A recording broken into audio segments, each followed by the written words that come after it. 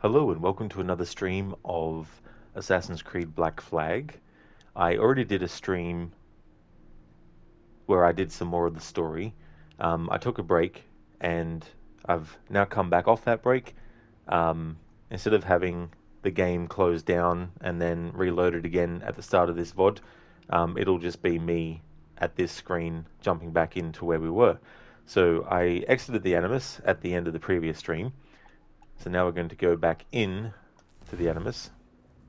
Oops, I exited the main menu instead of going into the Animus. I'll do a recap for those who might be watching this live. What the hell did I just see back there? J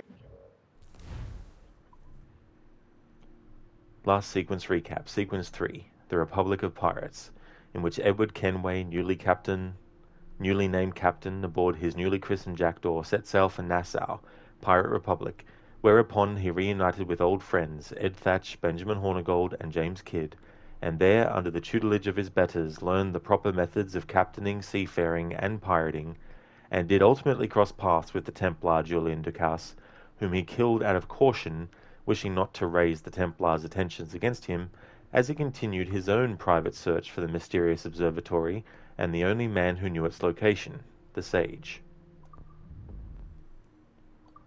Previous to the current memory, we did Sequence 4 Memory 1, This Old Cove. Edward explores his new Great Anagua hideout and discovers more than a few strange secrets there. Memory 2, Nothing is True. Finding himself in a village crawling with men and women who would not appreciate his presence, Edward sneaks through an assassin village to locate Master James Kidd. Memory 3, which was the previous one that we did, was the Sage's buried secret. Edward and James search the Mayan temple for clues about the Sage's identity. And the current memory is Sequence 4 Memory 4, Overrun and Outnumbered. Edward must save his imprisoned crew and various captured assassins from the slave traders that have arrived in Tulum.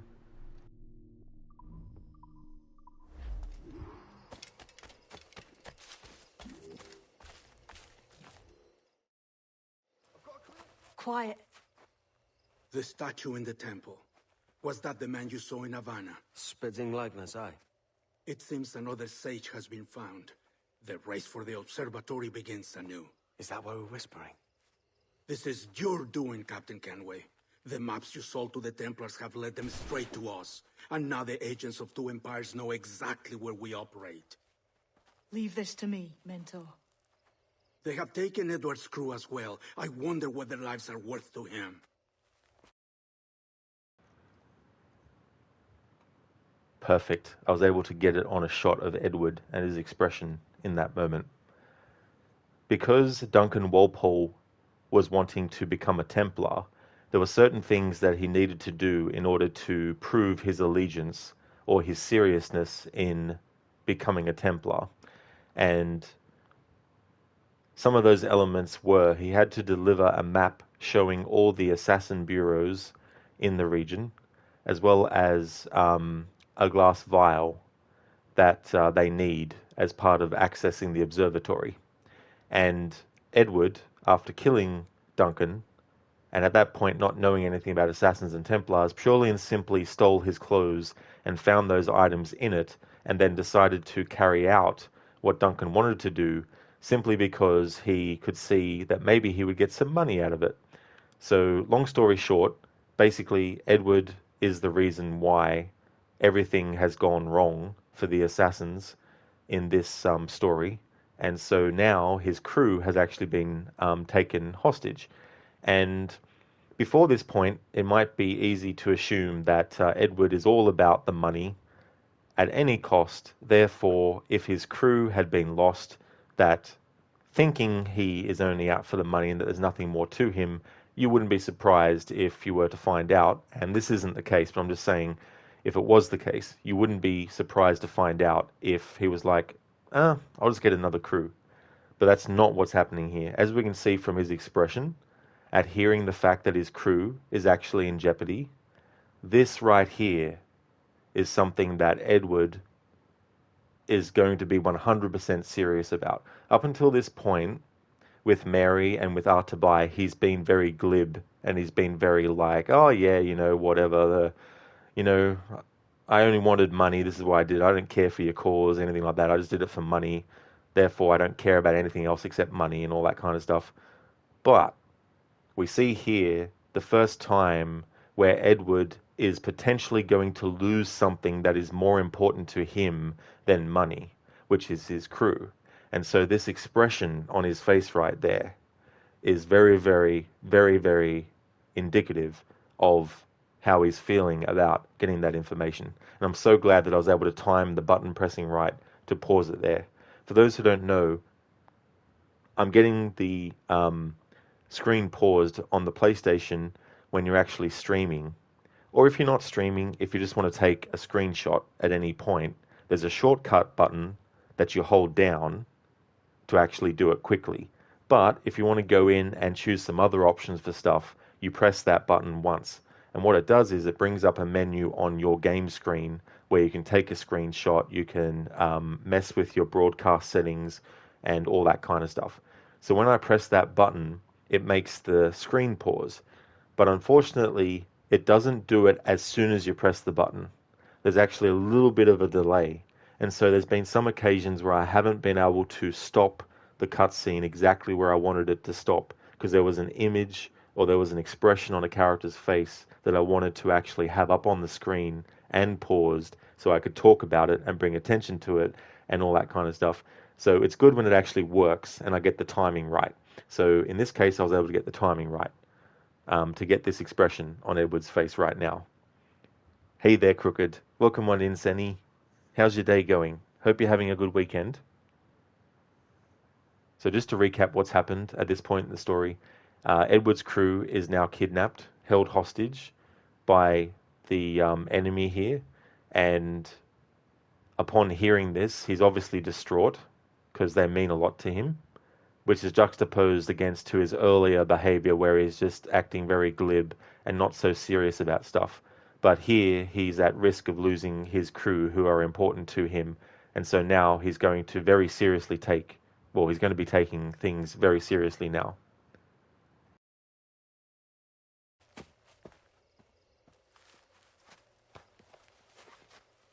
Take this. You'll attract no attention, and take fewer lives.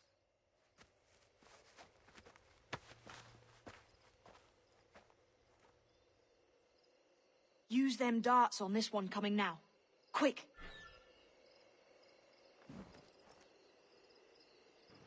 Let's see what happens if you don't straight away. What gets said.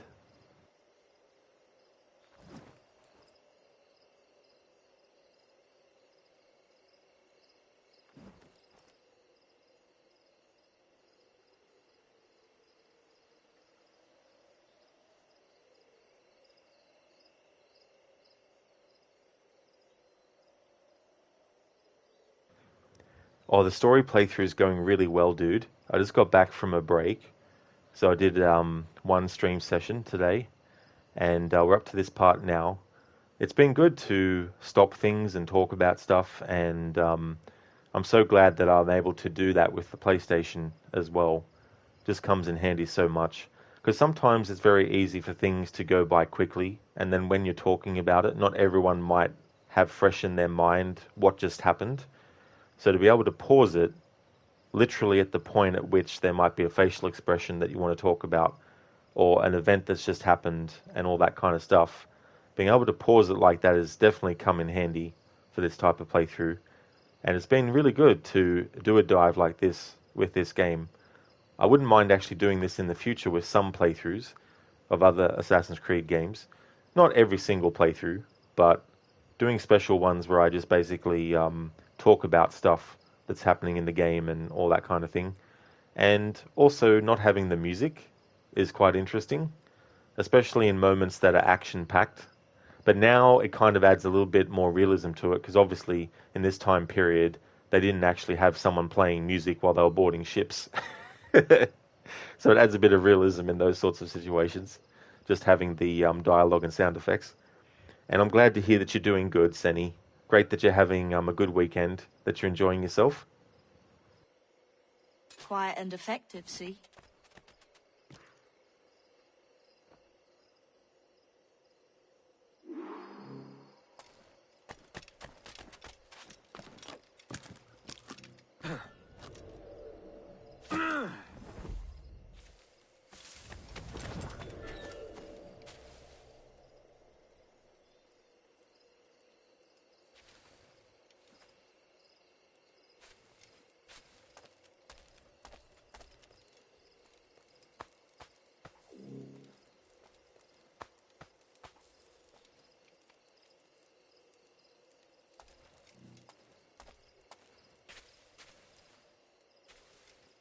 You've seen this temple here? It's massive. Aye. I'm wondering if it's full of gold and jade and the like. Otzilesh. Toch pahesh yetel winiko mac abedkachili. Has to be, don't it? Where else would the Dagos get it? They're pulling it out of the ground, aren't they?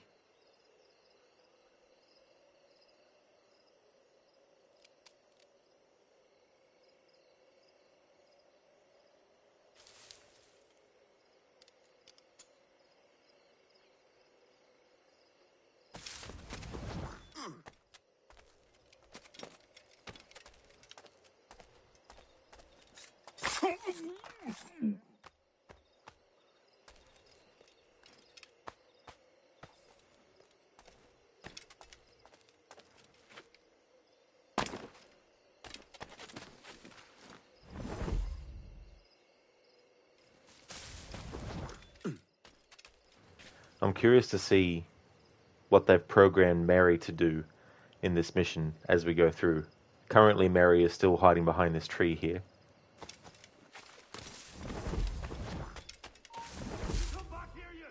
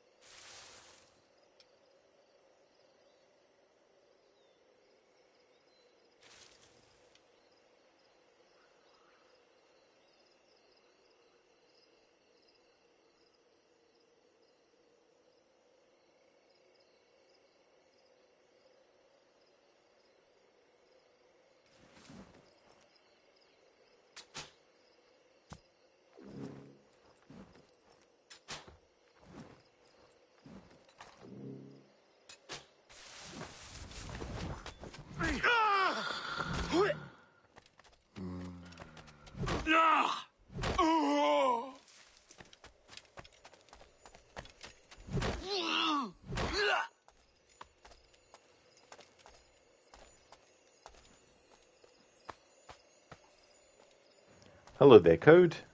Lovely. Minus 14 Celsius and starting to get nosebleeds. Oh, sorry to hear about that, Code. So it's time to wash some clothes and dry them in the room in hopes to get some moisture. That really sucks, dude. I hope that the nosebleed has been able to be stopped.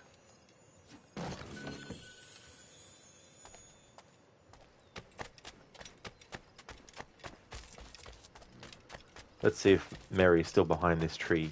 Yep. She's still waiting behind the tree. Many thanks, but no forgiveness. No forgiveness.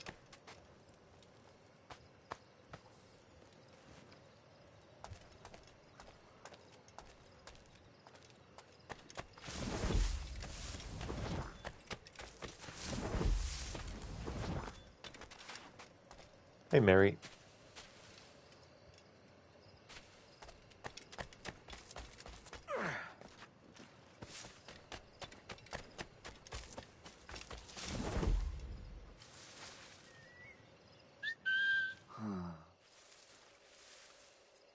Give over.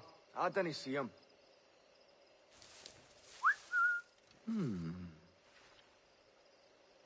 Give over. I didn't see him.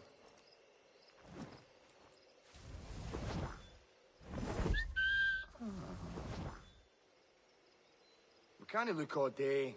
He's not about. Hey, come back! Are you furious? You there! Halt! Oh no, you don't. Come back! Come back here and face us like a man! Hey, come back! Are you furious? We can't look all day. He's not about.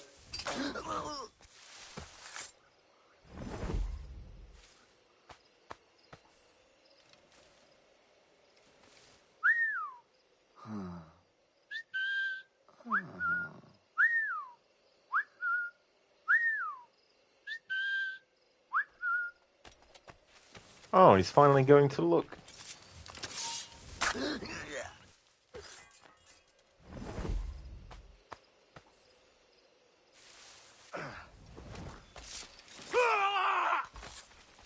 It was a slaver who brought these soldiers. Lawrence Prince himself. Thanks, Jermaine.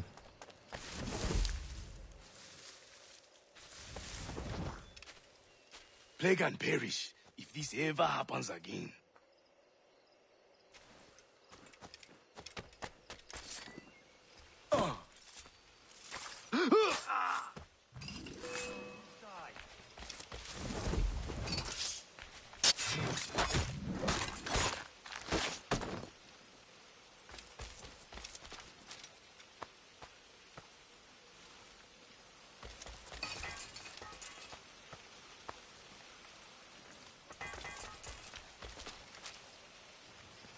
Let's backtrack and see if Mary has actually moved from that spot behind the tree.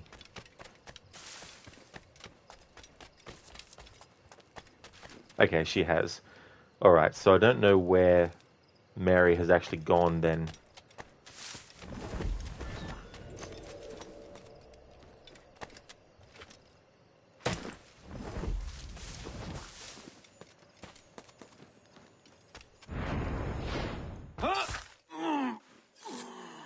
Cheers, Captain.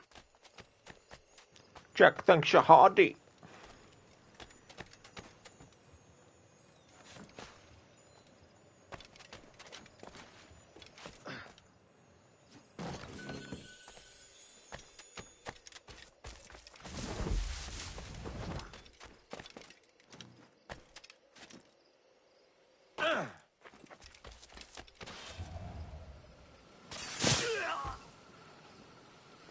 Okay, so there's Mary now.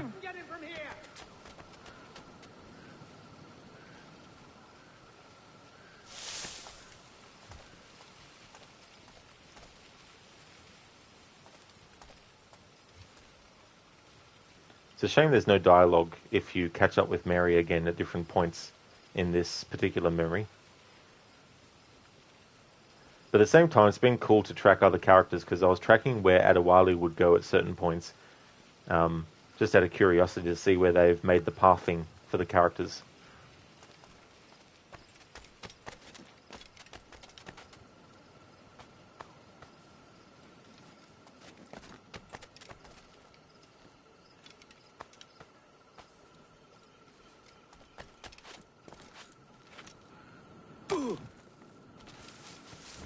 Who's this Dutch fellow we brought here?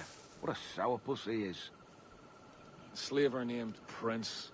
I'm told he has a letter of marque from Governor Hamilton, and that we're to afford him every courtesy. Well, that's a queer combination.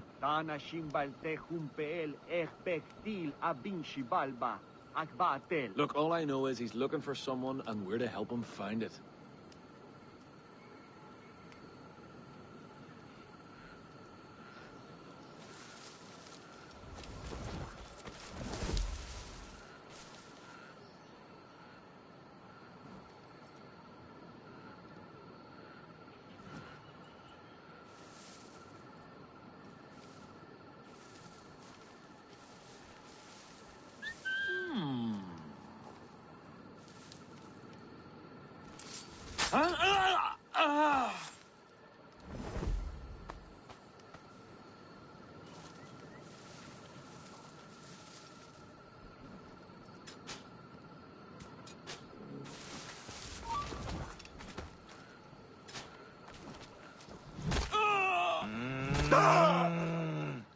The snoring.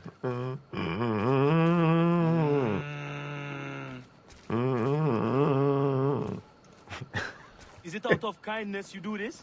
Or guilt?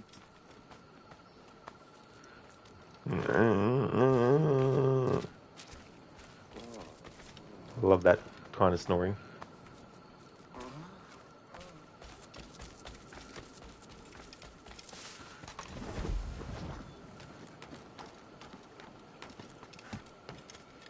Oh, he must have fell to his death. Let's backtrack a bit and see if Mary is still where she was when we left her last.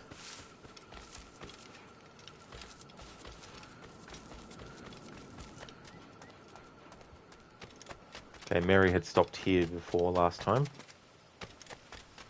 Okay, so she's moved from that spot now. I heard some rustling in the bushes near Edward.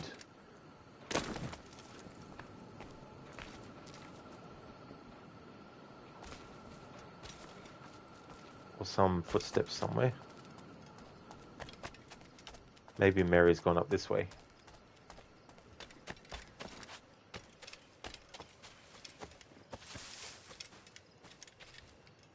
Nope.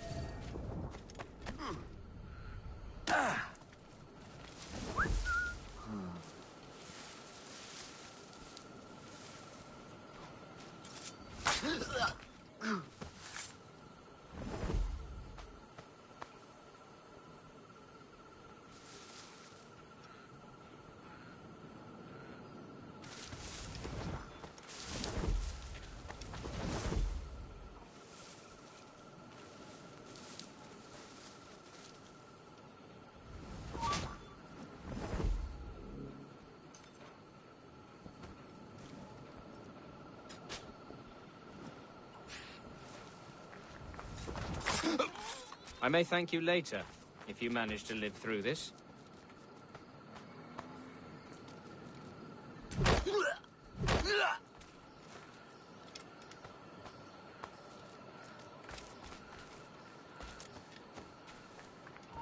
Alright. Death and disease to these slavers.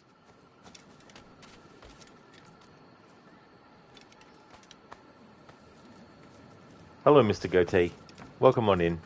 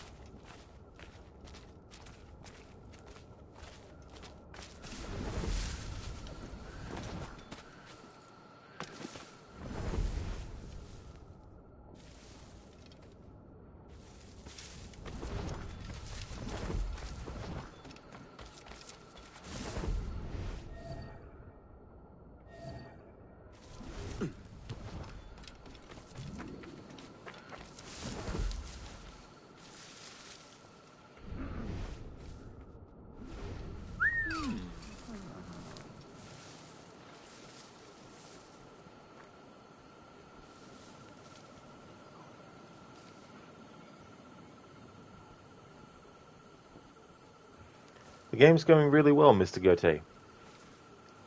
I took a break, ended the stream before it, and started this new one. We're still in sequence 4 of the story.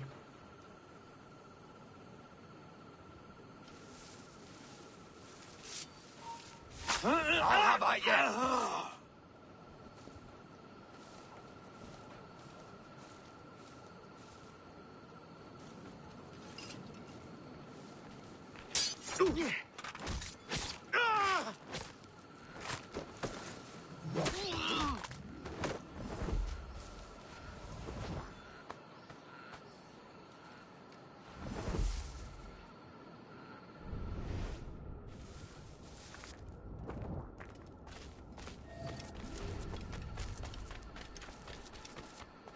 Puts in heavy shake Jacquining.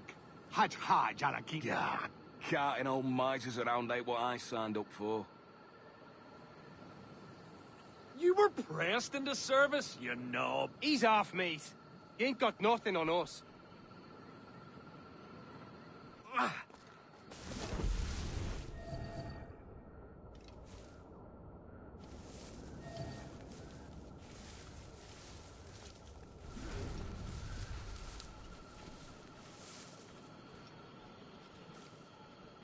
That's some dialogue I don't think I've heard before.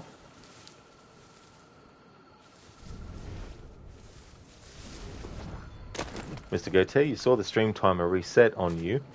You're like, that can't be right. Uptime you went, had dinner, 4 cups of water since you got a blood test tomorrow. That's understandable to have to do things like that before you go for a blood test. Is it kind of like in the morning that you have to go? Or do you have a bit of time in the morning and it might be later or something?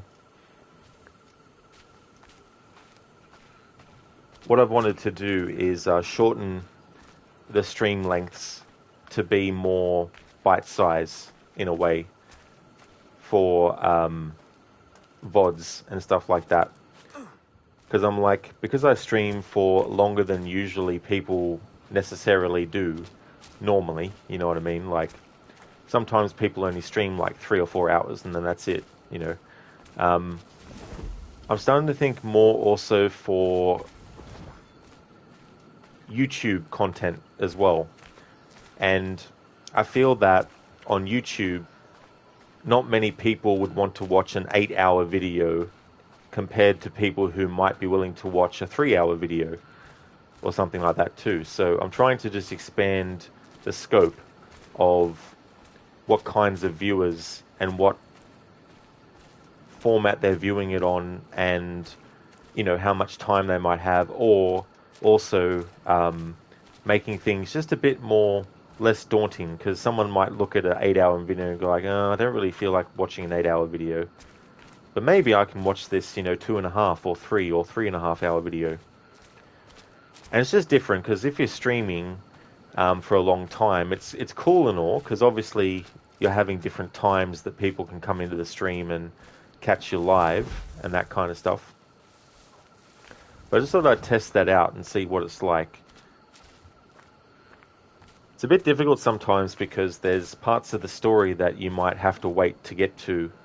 Like, I don't want to, you know, end the stream in the middle of a cutscene, for example, simply because it's been the amount of time the stream that I wanted to. Like, if I wanted to do a stream for 3 hours, say, and I'm in the middle of doing a mission and it's gone past the 3-hour mark, I don't want to just say, okay, I'll just stop it here in the middle of a cutscene and then end the stream. I'd still rather keep going until it gets to a good point where I could end the stream. Hey, Adewale.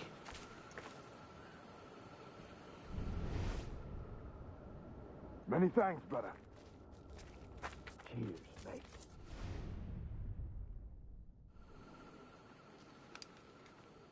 Who's out there? See that mangy old codger?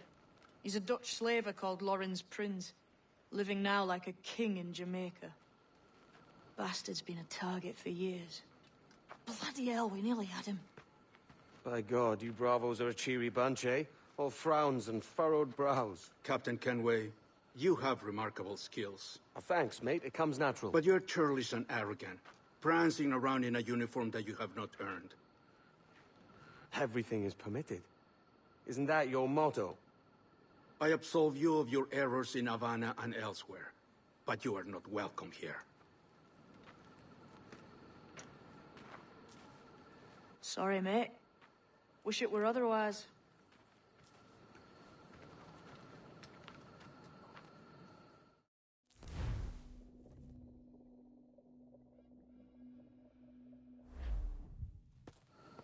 Cheery bunch of mates you've got. You deserve scorn, Edward. Prancing about like one of us, bringing shame to our cause.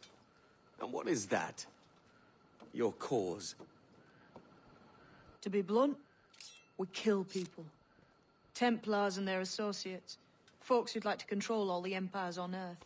Claiming it's in the name of peace and order. Sounds like Decas's dying words. You see? It's about power, really. About lording over people. Robbing us of liberty.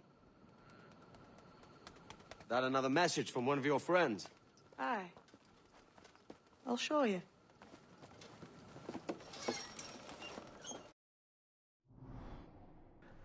Mr. Goethe, you got time. It's in the afternoon, thankfully, but you're so dehydrated your body was slow. The water didn't stay in your system for too long. If you don't have water, it takes forever for the blood test to work. You can see a difference legitimately. Ah, I gotcha. I see, yeah. So you need to have water in your system as well That's definitely understandable. It's a good thing it's in the afternoon to give you a bit of time instead of being like, 6 o'clock in the morning or something. Sheila, more of a rod stream is always good. Keep going. Thank you, Sheila. Welcome back to you as well. There was a few things there. So, Edward, even though his crew was under threat and they're now saved, he still manages to have a little bit of humor there towards Artabai. But obviously, Artabai is not having it, which is understandable. And Edward is lucky because he hasn't been killed by the assassins. And a big part of that is because of Mary's influence and wanting to keep him alive and going about in a uniform that he hasn't earned and things like that, which is part of his character arc. He will eventually earn the outfit or the right to wear that outfit. But it's not a situation where they're like, give us your outfit. It's not yours. He gets to keep the outfit. Of course, I've had Edward change outfits to what he had, but canonically, he would still have the other outfit on that he had on before. So Artabai has lifted any contract on Edward's head that they might have had on him, and is allowing him to live. And the result, they've absolved him of his errors in Havana and elsewhere. So even though what he did was terrible, i.e. killing assassins, he's still been forgiven for that aspect. But he's not welcome at Tulum anymore. It doesn't mean that you can't visit here until later on in the game. You can still come back here whenever you want now and visit. But canonically, I imagine Edward wouldn't have come back here until later in the story, instead of just coming here randomly and stuff like that. Unfortunately, there's no dialogue from the assassins after this event in the story if you just come back here and explore. Because when I was doing my showcase phase, I actually showcased NPC dialogue in different locations, and I went to this location after this part in the story, hoping that there might be some conversations that you can hear between the assassins about what has happened, but there wasn't any, unfortunately. So we reached the point in the story where the game is introducing us to the idea of the assassin contracts. You can already do these before this point. If you have happened across these assassin contracts, you will already know how they work and what the deal is with them. But if you hadn't have interacted with them before, this is the point where the game is like, we need to introduce this to the player in case they haven't figured it out yet. And it also ties into the story because the assassins and the contracts that they're given can be found in these pigeon coops, which is a really cool throwback to the previous games in the series, because that's how the assassins had delivered their messages and things like that, going all the way back to Assassin's Creed 1, in the sense of Al-Mualim interacting with the pigeon coop that he had in Masyaf, and Ezio, of course, can go and do assassin contracts by going to pigeon coops and things of that nature. So I like how they kept that for this game as well. And Edward, again, as I said, is very lucky to be left alive or kept alive or allowed to live from the assassin perspective, but he's not welcome back here, and he hasn't earned the right to wear the outfit yet, which he will eventually. It's all part of his character arc. And let's see. So with his crew not in danger anymore, Edward is back to his normal kind of like not taking things seriously self. Whereas before, at the start of that memory, he was definitely looking very, very distraught at the thought of his crew being in danger as well. And what else do I want to talk about? Oh, yeah. I love that motion with the hidden blade to make it pop out that Mary actually does in that cutscene. To put it bluntly, we kill people. Normally, I would put the animated hidden blade emote into chat during that moment, which is something I've started to do whenever I play this game now, but I was concentrating on when I would actually stop the cutscene, if any point, but I just decided to keep it until we got to this point where the game shows us the world map and where all the assassin pigeon coops are to get contracts for, and all that kind of stuff. So Edward throws at Artabai the comeback of you know, everything is permitted. Isn't that your motto? In response to Artabai mentioning that he's running around in a outfit that he hasn't earned. And Mary reiterates that kind of point as well, commenting on how he's prancing around like one of them and all that kind of stuff.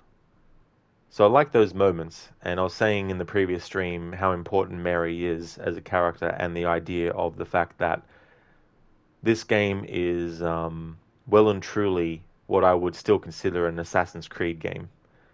Because even though Edward isn't one, just because he's wearing the outfit and the hidden blade is being used doesn't make it necessarily an Assassin's Creed game. But what does make it an Assassin's Creed game is the fact that the central story is about the conflict between the Assassins and the Templars.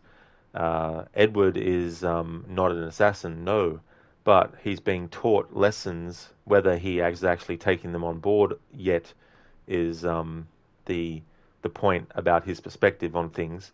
But Mary is a very prominent assassin in the story, and being an assassin is more than just putting on the outfit and having the hidden blade. There's more to it than that.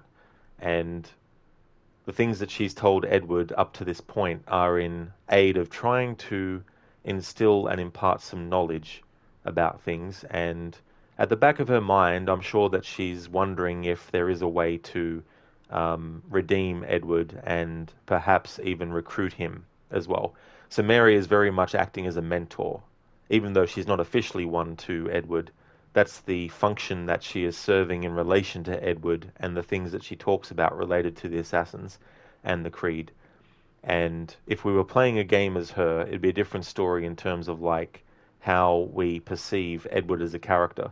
If Edward as a character was only someone that we would see and interact with as Mary in these moments that we see them interacting, then it would be a very different kind of like feel, because we'd be seeing that, but we'd also be seeing other things that we don't get to see when playing as Edward and all that kind of stuff. But Edward was definitely earned the right to wear the outfit, and the way that Artabai thinks of Edward definitely changes as time goes on. And then we get to the point where Edward is fully receptive to the ways of the Assassins and is asking questions not from a point of being kind of like flippant and not caring and not being serious, but from a true desire to actually understand what the meaning behind nothing is true and everything is permitted is, and asking questions in a good way and that kind of stuff.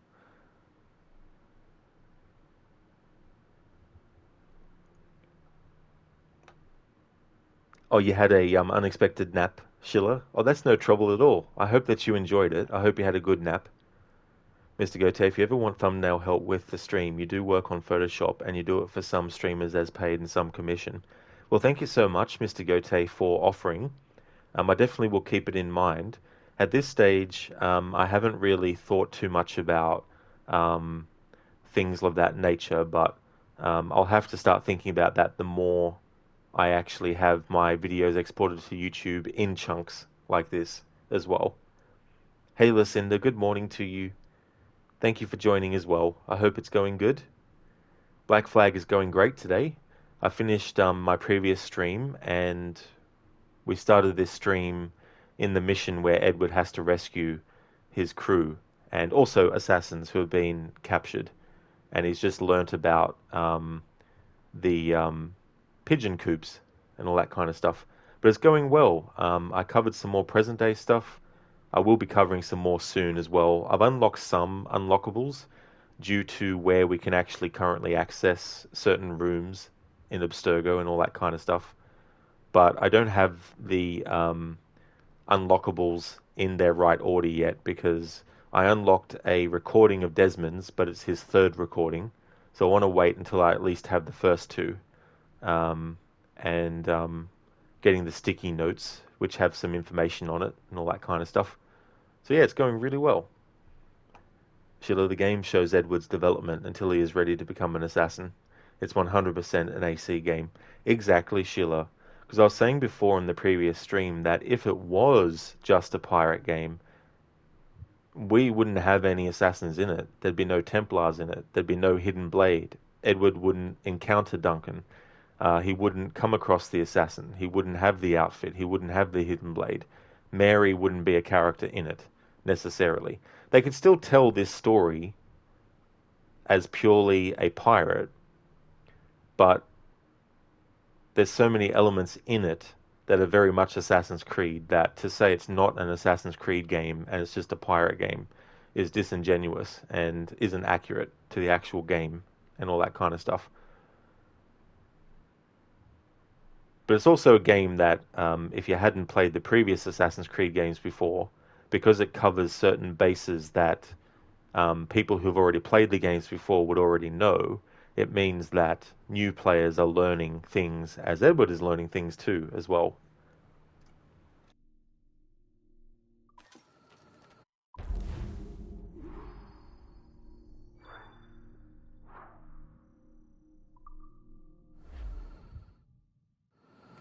I know you ain't exactly impressed by our creed. So would the sight of money make you more friendly to our ways? As ever? Then work these contracts around the West Indies for us, and we'll pay you. As simple as that.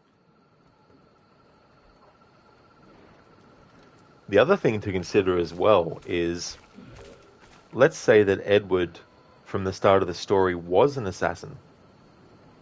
Does that mean he's not allowed to be a captain of a ship either? I mean, AC3 already covered that with Connor. It's like, if Connor can be a captain and still be an assassin, why can't Edward be the captain of a ship?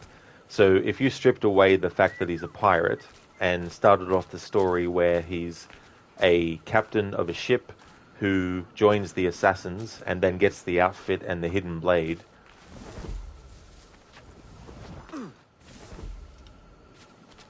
it would still be okay.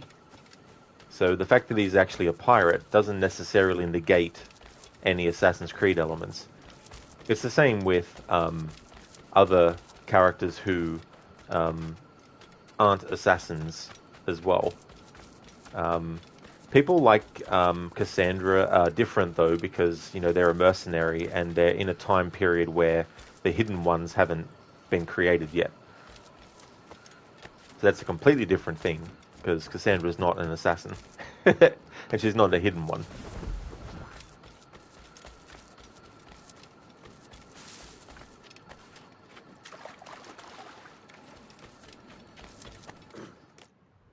Let's have a look at Progress Tracker for a moment, just to get a sense where I am. So I would be in Sequence 5 now. We've done Sequence 4.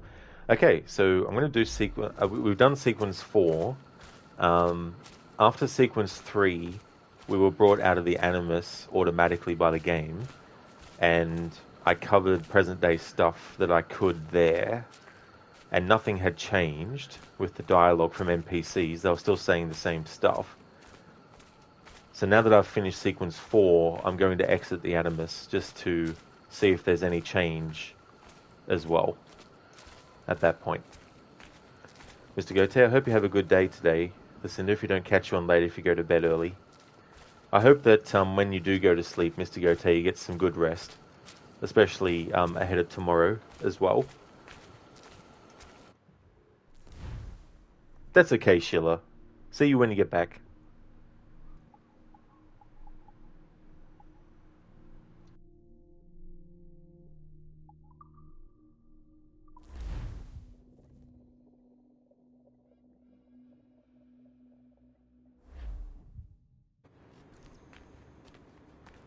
Okay, so nothing has changed on the video screen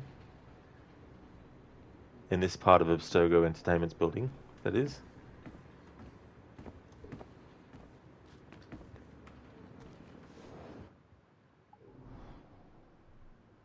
A new computer to hack has appeared on the screen.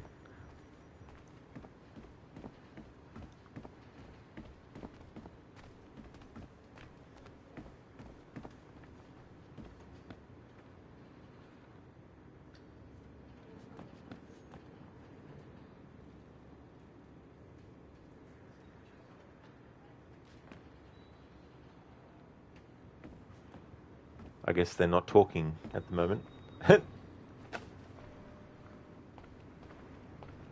I like how that cup that he threw in the bin clips out of the bin sideways, but then disappears anyway.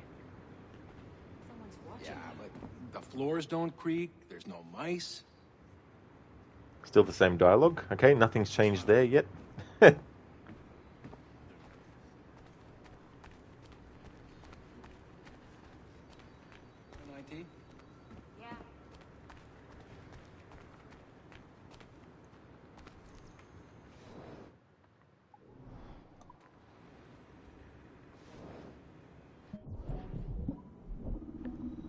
Alright, another one of these, but this is one that has these portals.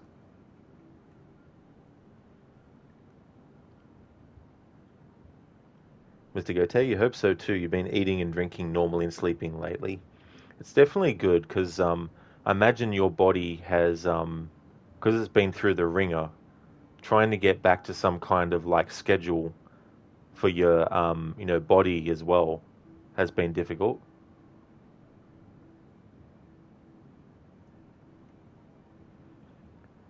Alright, so here's our starting position. If I move the sphere down on this line, it gets us to here, and if then I was to go right,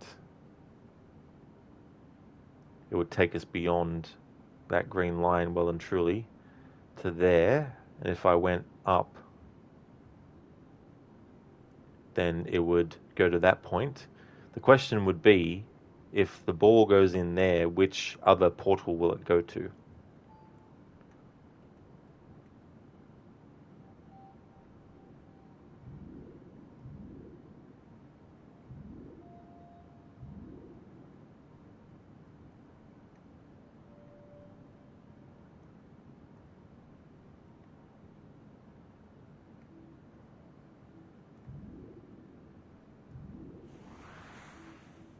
It would go there. Ah, there we go. And put us on the green line. Cool.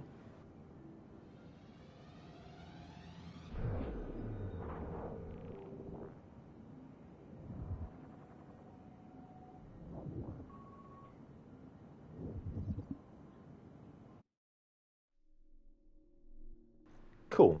So this is something that I can cover because it's not one of something or five of or the fifth of something and stuff like that. Mr. Goethe, yeah, who would have thought plasma was so important to the human body and we never notice it? That's the other thing too. And it goes for anything that's happening in our bodies. Because who knows what the hell sometimes is in motion. You know, what level something is at.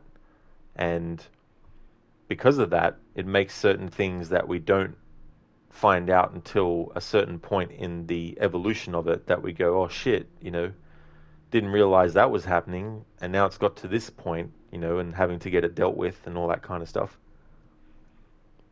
The Antikythera mechanism. Originally assumed to be an analog computing device built for the purposes of determining the future positions of astral bodies, Abstergo Industries scientists have recently discovered that the Antikythera mechanism is merely one small portion of a much larger tool, a so-called prognostication machine, thought to have been used by the first civilization to make probability-based predictions of future events. It has been confirmed, for instance, that our precursor race used such a device in conjunction with their inherent precognitive abilities to locate and contact Mr. Desmond Miles, the source of the Sample 17 strand, for purposes that shall remain classified.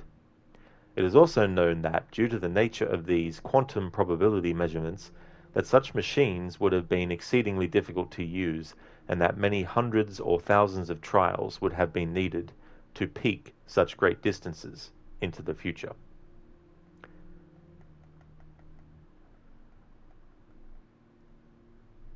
So this machine, this mechanism, is the means by which they were able to do calculations for future events and figure out the probability of which circumstances would happen down the line. And they managed to do it so accurately that they were able to pinpoint exactly where things would end up going and the events that would take place to be able to get the message to Desmond at all, let alone for it to get to any particular point along the way. And so their calculations for those things had to be very, very precise and very, very intricate to map out and figure out and all that kind of stuff. And so it's not necessarily confirming from their perspective what will happen, because they might do a calculation and it might get to a certain point, but then go off on a tangent that they didn't expect. And so they would look at that trajectory and they'd go, that's not really a good route to take. That won't have the highest probability of actually becoming a thing. So let's try a different set of calculations and all that kind of stuff. And it's very, very complex. It'd be so, so complex. It's like, imagine if you had something that was the size of 10 planet Earths, and it was hair, and you had to go through every single little strand of hair and determine where the strand of hair ends and where it begins, and catalog that and isolate that from each single hair that is actually there. You know, how complex that task would be is how complex it would be to chart a path through time using calculations of how many different events. Because how many small things can happen randomly that would affect the outcome of things? How many things exist in one way that could have gone the other way instead?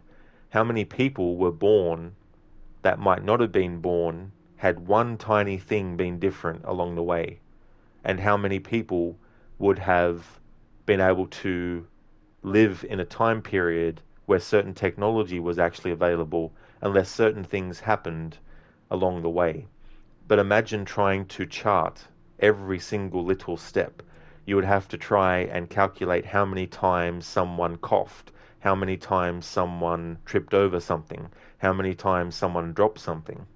Because if you're trying to figure out a future event and be accurate about it, you need to know all those little details, or at least be able to discern all those little details.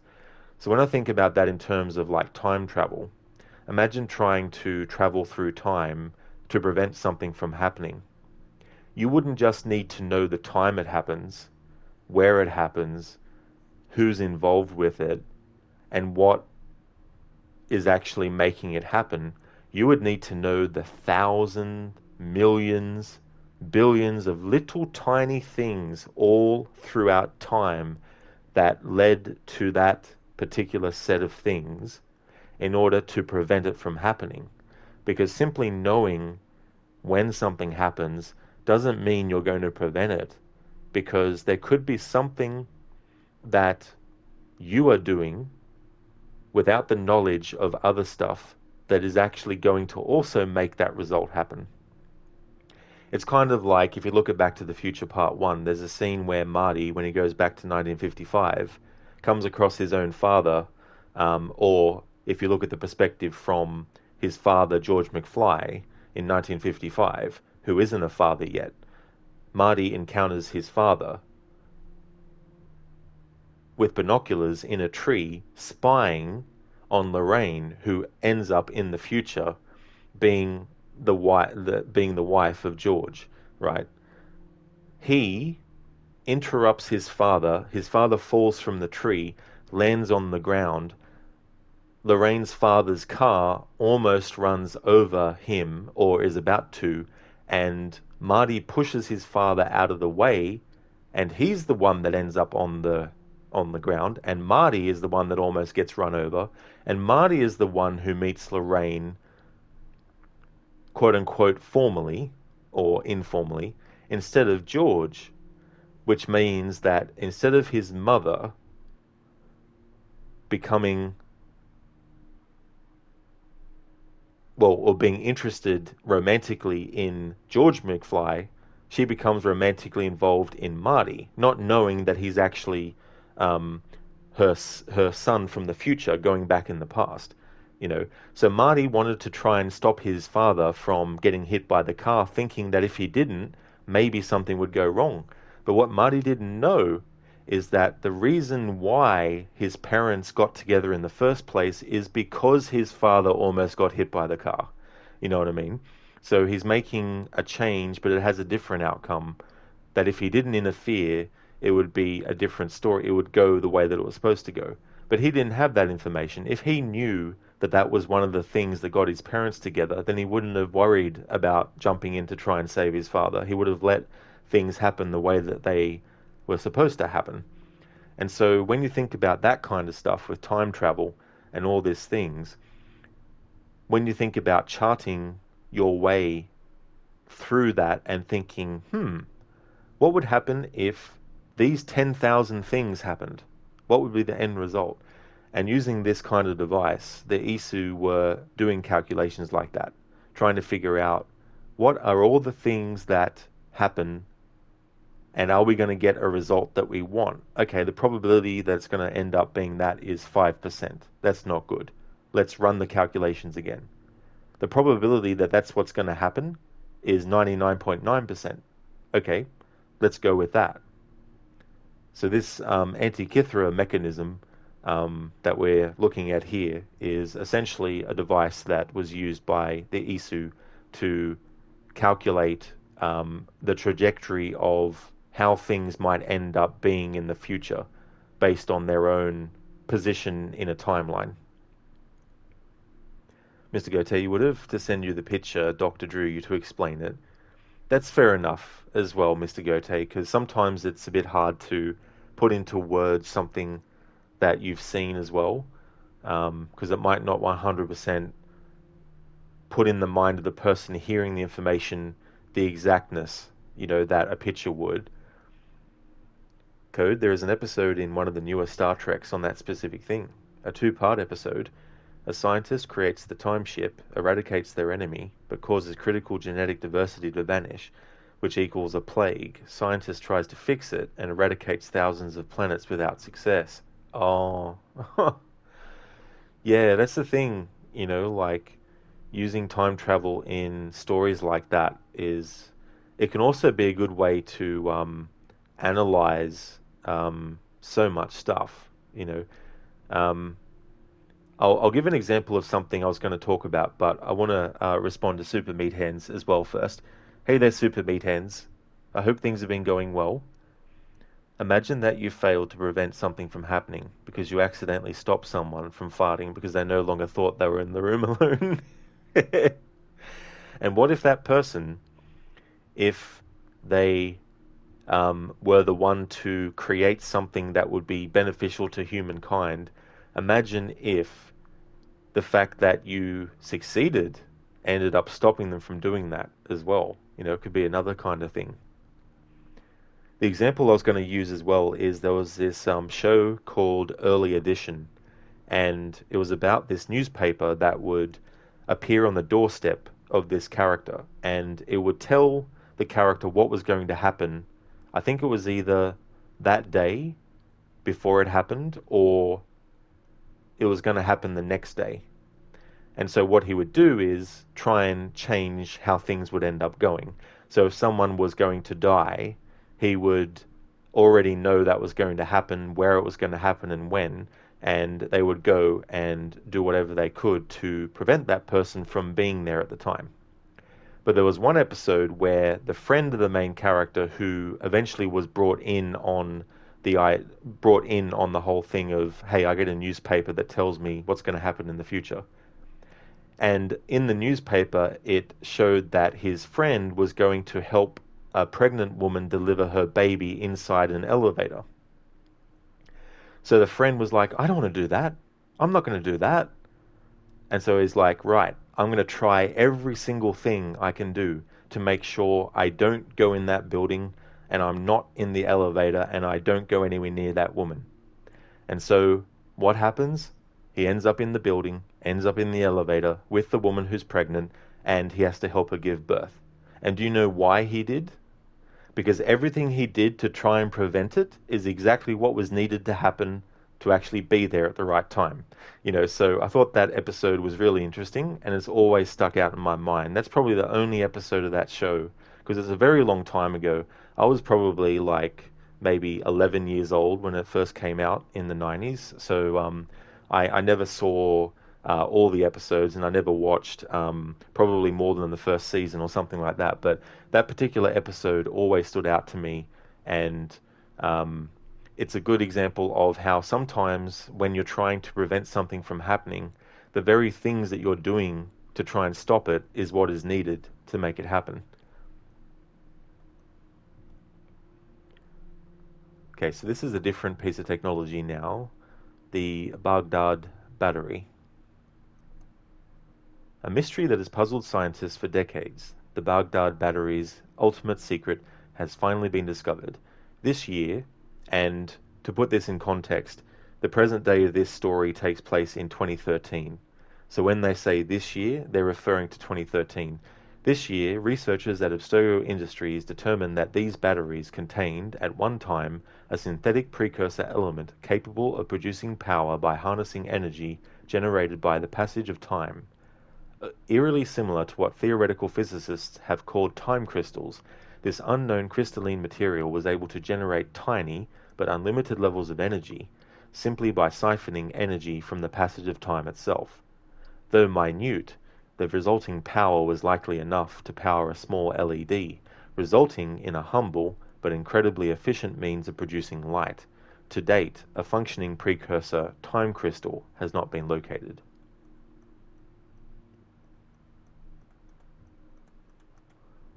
These are the blood vials, which are directly related to the whole point of what the Templars and Assassins are fighting over, specifically in the Caribbean and that region of the world, is accessing the observatory. And the way that you access it is by using the blood of a sage. And so where we're up to in the story, the Templars already have the blood of a sage inside a glass vial to be able to access the observatory. And so this glass vial is what we're seeing here, which has blood in it.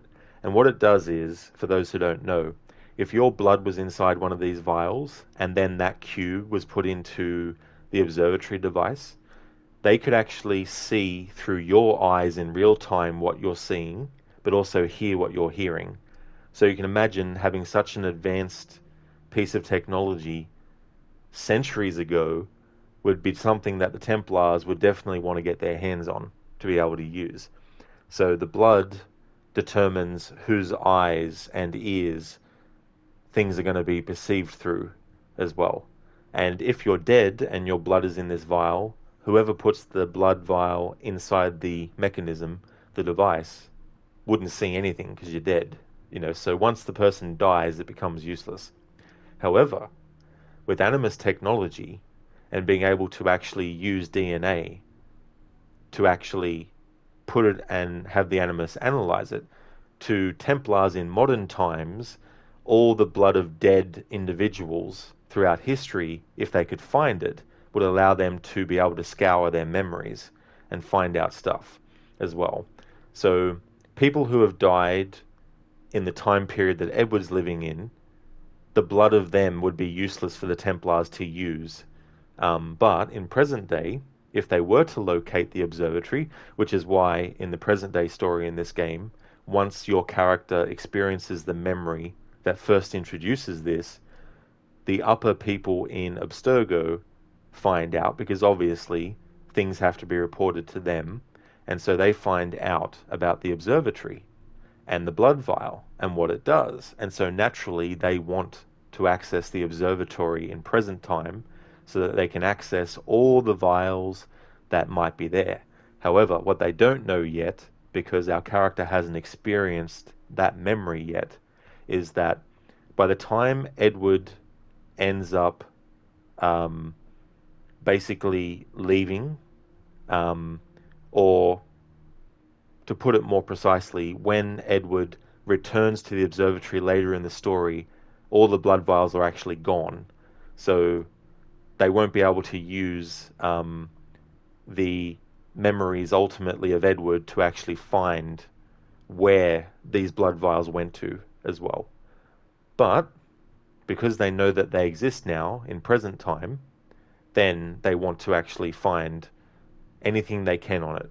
So most likely, all the places around the world that Abstergo has like entertainment divisions in, they would probably be given the directive to also look out for things like this as well.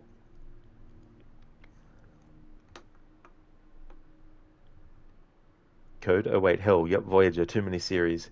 Well, that's true. I definitely couldn't pinpoint certain episodes of a Star Trek series and then separate them into which ones they came out of. That's for sure. Super Meat Hands, it could have easily been any Star Trek show given that they tended to run for 7 seasons and dealt with numerous things sci-fi. It'd be far easier to get someone's blood now than it would have been to get it in the past. That is very true, Super Meat Hands, yeah. You know, like the different avenues that they can do. And so I wouldn't be surprised if Abstergo would be scouring, you know, all the hospitals and all that and wanting samples of all the blood that's taken just in case there's something that could benefit them.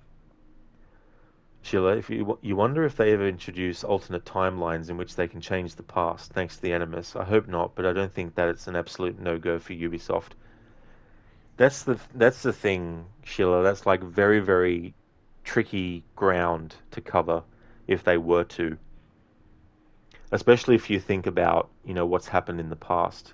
And the thing is, I wouldn't be against the idea of doing a alternate reality as long as it was very, very clear that it wasn't the canon reality of how things went.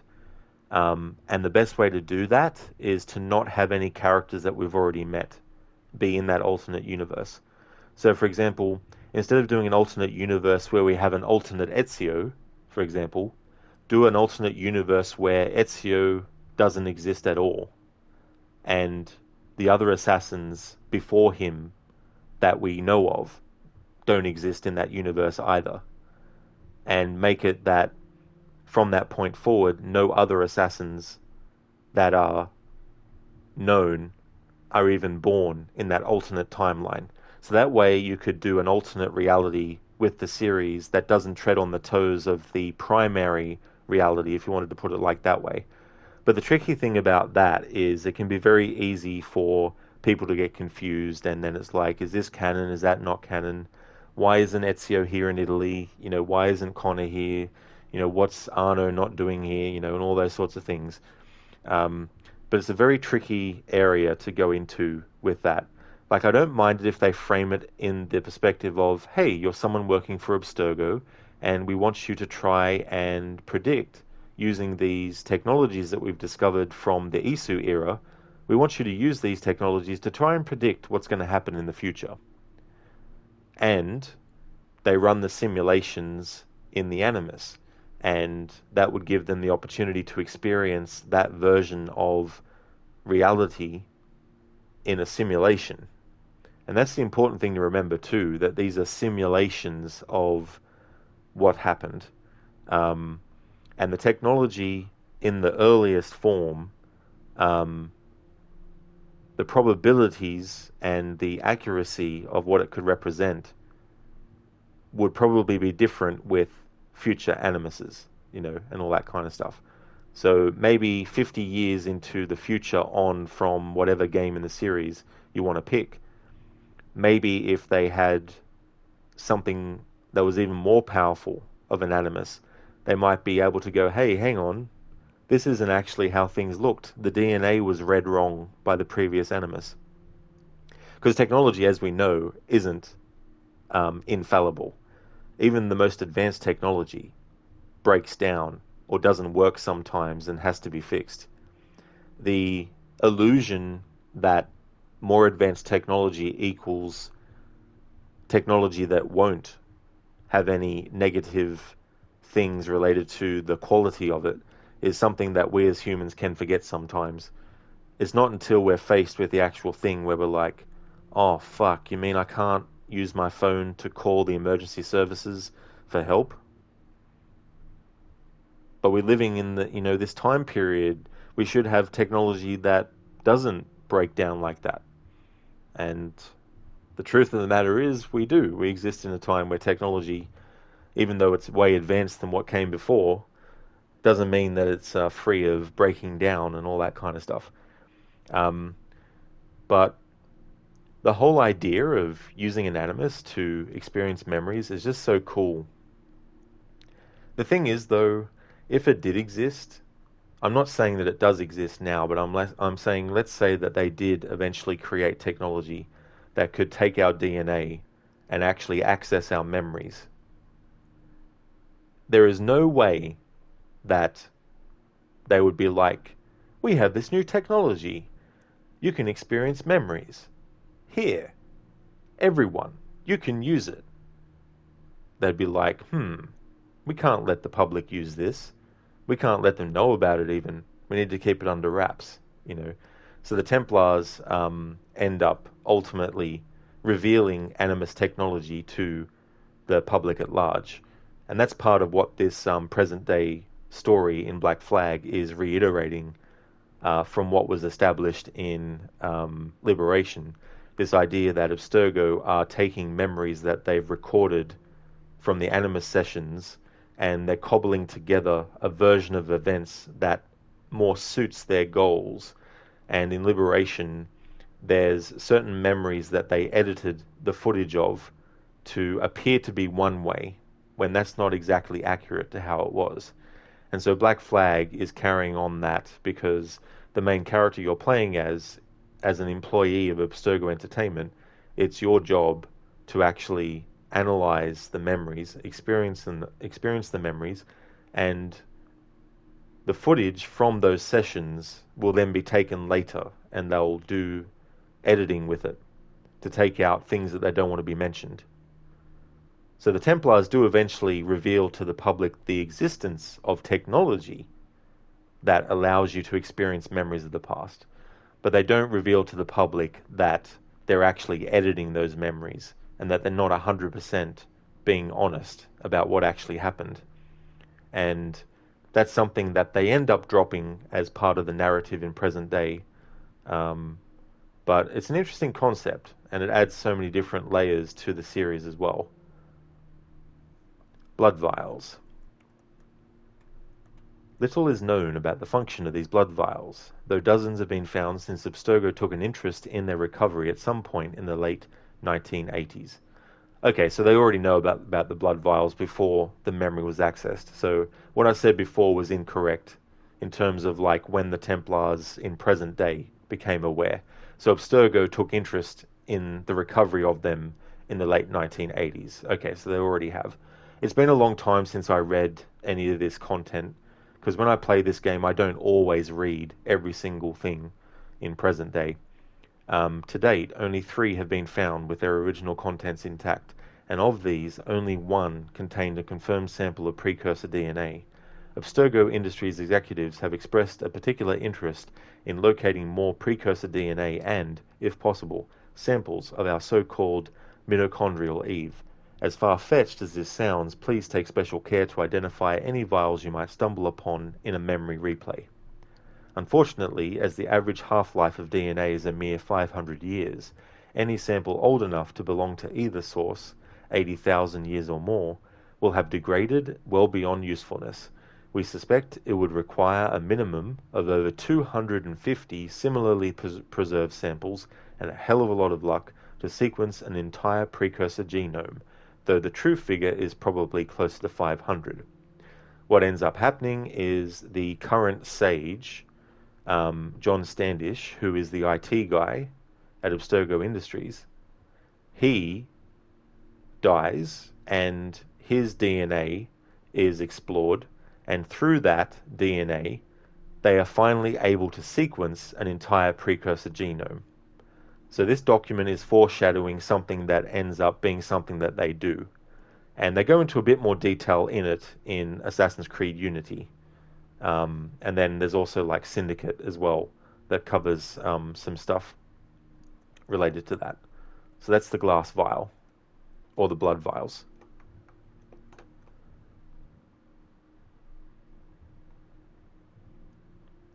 Lucinda, Sherlock, in Odyssey, they have a hacked Animus, or was it Origins? It was Origins. Yeah, Lucinda. So Layla came up with that version, which is the portable one, and that's one of the reasons why, of course, she's so gung-ho about being brought onto the Animus project, because she's done so much. You didn't read about it in the laptop in Origins, which is definitely understandable. I don't blame you, because it's like hours worth of content in that alone. But Layla actually mentions how she would give advice and all that to Sophia Rickon, who is the daughter of Alan Rickon, the CEO of Abstergo. Layla would be communicating with her and giving her input in certain Animus designs and all that kind of stuff. And she was very frustrated with not being brought on the Animus project, because she felt like she had done enough to prove that she was technologically minded enough to be very useful for that kind of research. And she decides to make her own portable Animus and do all that kind of stuff. So the Animus that she's using is one that she actually designed and came up with, which she then uses in Assassin's Creed Odyssey, which makes it weird why Layla says the comment of, there's no keeping up with the tech industry these days, after Victoria says that they've done some modifications to the Animus. It's like, wouldn't Layla already know that those advancements have been made? Because it's literally the Animus that she had been working on, that she used in Origins. So there's a discrepancy right there with with Layla's involvement with the Animus that she's using, and the supposed upgrades that have been done to the Animus and all that kind of stuff. So you think that she would have been privy to all that information, because she designed it, but I guess maybe there is a way that you can explain it off. Sheila, you know that they hacked the Animus in Origins, but you absolutely disliked that idea. That's fair enough too. Yeah, it can be a tricky thing trying to use those pieces of technology in a franchise like that, and what types of approaches they might decide to go with. Super Meat Hens, they could make a level in a future AC game where you have to destroy a gigantic blood vault, and have the end of the level a recreation of an original Crash Bandicoot level where you're running away from a huge tidal wave of blood. Nice one. Could you imagine? How long does this story go on for? Like, how many games? They clearly haven't had the story planned out from the start, as you doubt they would have a story planned out to be told over 13 games. Yeah, so a lot of this stuff about the sages and about Aita and all that kind of stuff, the Aita side of things was introduced in AC3, but it wasn't until this game that they decided to make him reborn throughout the centuries as what they call a sage. So this game introduced the idea of a sage being a thing, and Abstergo and their interest in the sages is in this game, as well as Unity, and also in Syndicate, although that's not the main drive of the narrative in Syndicate. It's more like part of what they are doing is looking for sages still. There's a sage in Origins as well. The son of Ra is actually a sage. And yeah, so it's probably more strongly prominent as a plot point in Black Flag and Unity, more so than any other games after it as well. I mean, I don't want to talk about Valhalla because there's some people watching who haven't actually played the game before, so I don't want to spoil them for that. But there is also something in Valhalla that I want to mention, but I won't. But those who have played it probably know what I might be getting at. Lucinda, okay, Rod, time for you to go run your errands in a few minutes. Going into lurk mode. Have a great rest of your stream. Thank you, Lucinda. I absolutely will. I don't know if I'll be doing a 3-hour stream for this session, but if I don't see you when I'm still streaming, I'll definitely see you around Twitch somewhere.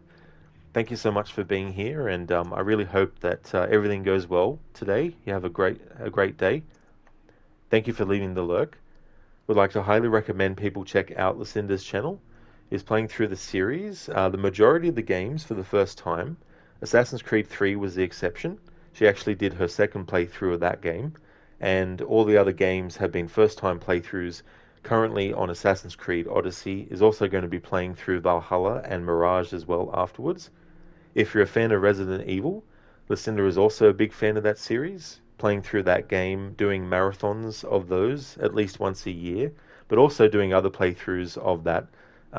So Lucinda with the Resident Evil series is probably kind of like I am with my Tomb Raider and Assassin's Creed, where I do like a marathon series run, and then I also do other kinds of playthroughs of the series as well. So if you're a fan of Resident Evil, also highly recommend checking out Lucinda's channel. Thank you so much, Lucinda, for being here, and absolutely no worries at all for the shout out. Always more than happy to give you one.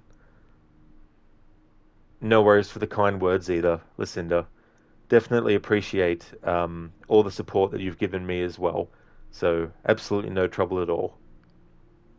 They are, Schiller. They really, really are. That's for sure. Plus, if you also like to see cats on stream, Lucinda has a few cats that make appearances in the streams as well. So she's also got a kitty cam for that as well. Maybe one day one of your cats will actually stream something, Lucinda. Like have their paws on the keyboard and moving a character around and...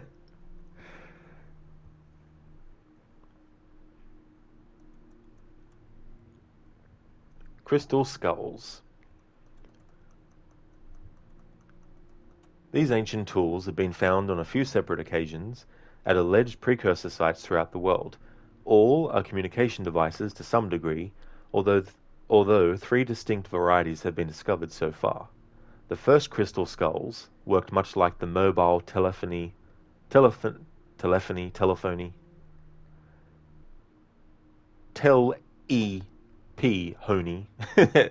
you want to say it. Mobile telephony devices we use today. These allowed multi-node communication between all who possessed a working device. A second crystal skull was later discovered to have a record and playback function, meaning a user could record and send audio-visual messages to multiple parties as frequently as he saw fit. A third set of crystal skulls discovered only recently seem to have acted as passive monitoring devices, much like televisions in a multi-camera surveillance system setup. As yet, the cameras on the opposite end of this setup have not been found. It is unclear why these communication devices were designed to resemble such a macabre piece of anatomy, but we have no reason to suspect that our precursor race, as intelligent as they were, didn't occasionally fall victim to gaudy fashion. Which is definitely an interesting thing. And when you think about the very nature of creation, and especially if you compare the fact that the precursor race created humanity, and compare that to real life where we're creating robots that look very, very accurately human and all that kind of stuff, there's definitely a bit of putting our own kind of like idiosyncrasies into things, little quirks and stuff that may not 100% serve any purpose, but just look cool. You know, and I'm sure that the precursors in Assassin's Creed weren't above designing something to look a certain way simply because it looked cool. You know what I mean? Without it having to actually serve a function at all. And so when we create things, we're also putting, you know, some aspects of ourselves, I guess, or something that we enjoy into it. So, for example, if we were programming a robot, we might program it to like the same movies that we do, for example. And then that way, when it's talking about movies, it talks about the same ones you like and all that kind of stuff. Even if you're designing a robot to just go around and clean things, you might want the robot to be able to talk about things that you have interest in while they're cleaning. You know, just to use an example. But I think the very creation of something else, there's certain elements that can be put into it that don't serve a purpose or a function. They're just put in because they look cool or they might sound cool. Memory seals. So this is something that relates to Assassin's Creed Revelations. The memory discs, memory seals, that Altair actually recorded his memories onto were eventually collected by Ezio. And so, in that way, they essentially acted as Animus-type devices centuries before the Animus was even created.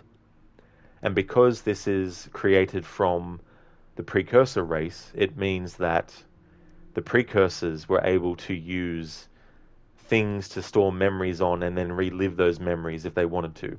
So Ezio relives the memories of Altair because Altair had found or created, I can't remember which it is, but I think he found them. That's right, yeah, he found them.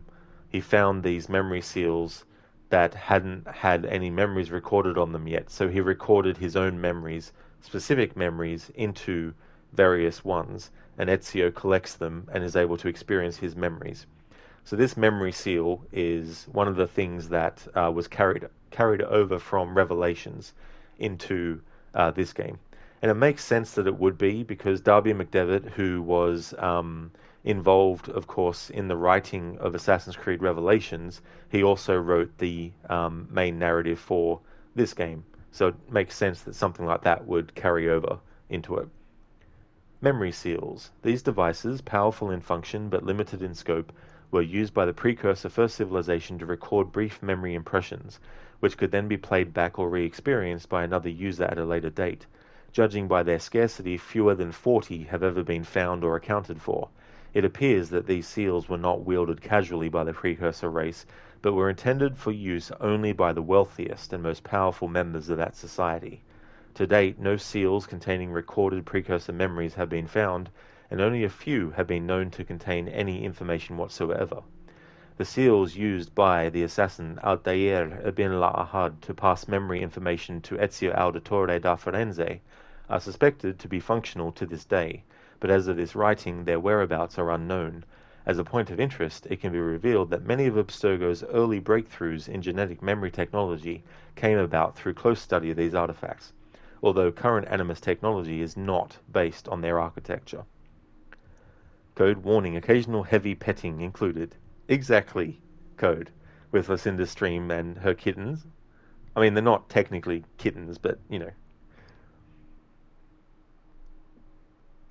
In Assassin's Creed 1, there's a conversation that Desmond has with Warren Vidic, and it's about the technology that Abstergo has. And the conversation is about how Abstergo discovers these things or how they create them. And Warren Vidic says something to the effect of, well, we don't exactly, create them, we found them. So they discover pieces of technology, and then they extrapolate from that technology what they could do with our current technology and come up with different things. But also, by extension, if someone comes up with the design for something and it has a high probability of being something that the Templars want, the Templars will do whatever they can, kill whoever they can, manipulate whoever they can to get their hands on that technology out of the hands of someone who might have created it. So they're essentially vultures, but also poachers as well, when it comes to technology that they've discovered throughout the centuries and other, elements of things like writings and stuff like that. The Voynich, I don't know if it's Voynich or Voynich, manuscript. A fascinating puzzle, as yet unsolved. We are deeply interested in finding the person or persons responsible for the creation of this magnificent and mystifying tome. All researchers assigned to European subjects living in the 15th and 16th centuries should be advised to pay special heed to any mention of this rare and valuable artifact. Though recent carbon dating has given the manuscript a birth date of 1405 or thereabouts, Abstergo Industries has uncovered highly classified information that complicates this theory greatly. One subject of great interest to us in this endeavour is the English philosopher Roger Bacon. These manuscripts, in Edward's time period when you're experiencing his memories, you can actually find these manuscripts and read about them. I've already covered those in the previous phase of this playthrough series celebrating the 10th anniversary. So in that showcase playthrough, I covered all those kinds of things. So that is the crypto history artifacts. For my own documentation throughout this playthrough, I need to keep track of what things I've covered and what things I haven't. So this is crypto history artifacts. It's an unlockable. The other ones to be read later.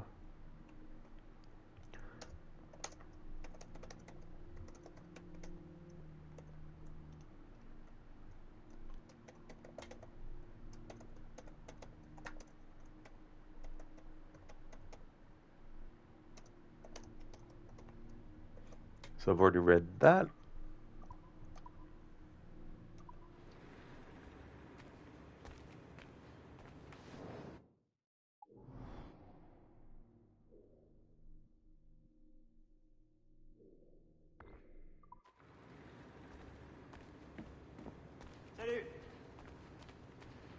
Hey, Sean Baicho.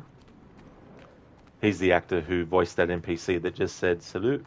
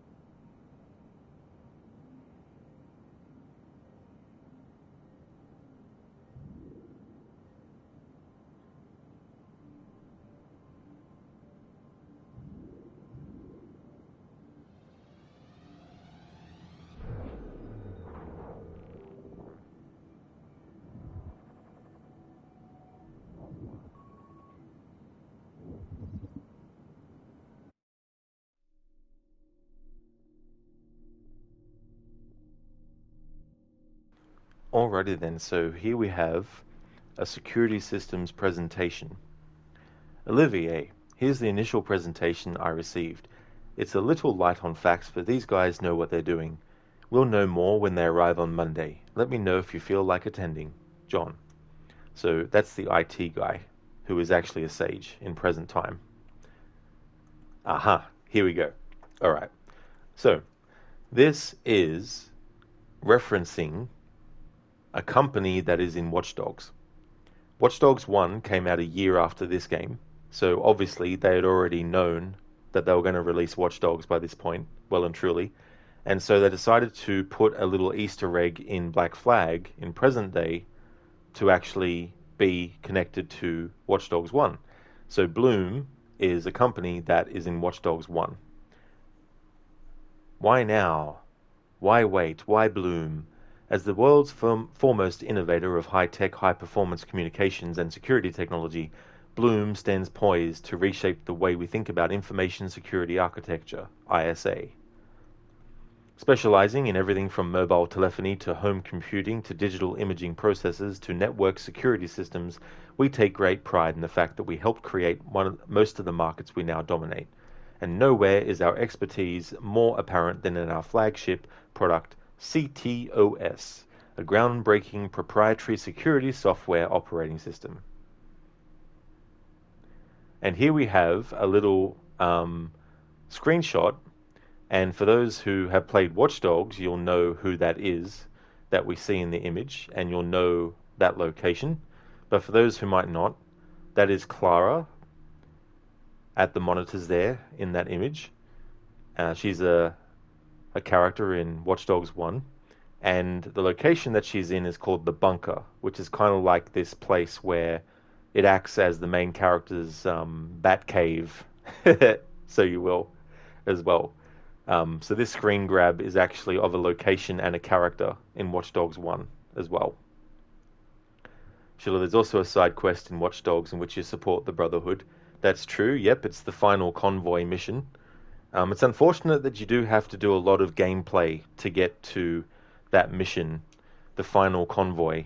And it's also a bit tricky to actually come across once you even have done all the other ones before it, because I always have trouble trying to get it to spawn when I want to. So I have to roam around Chicago for hours sometimes trying to hope that the convoy mission will show up finally. But yeah, the final convoy mission in Watch Dogs, which is a side activity, in that side activity, once you do all of them that are available to you, a new one becomes available, the final one.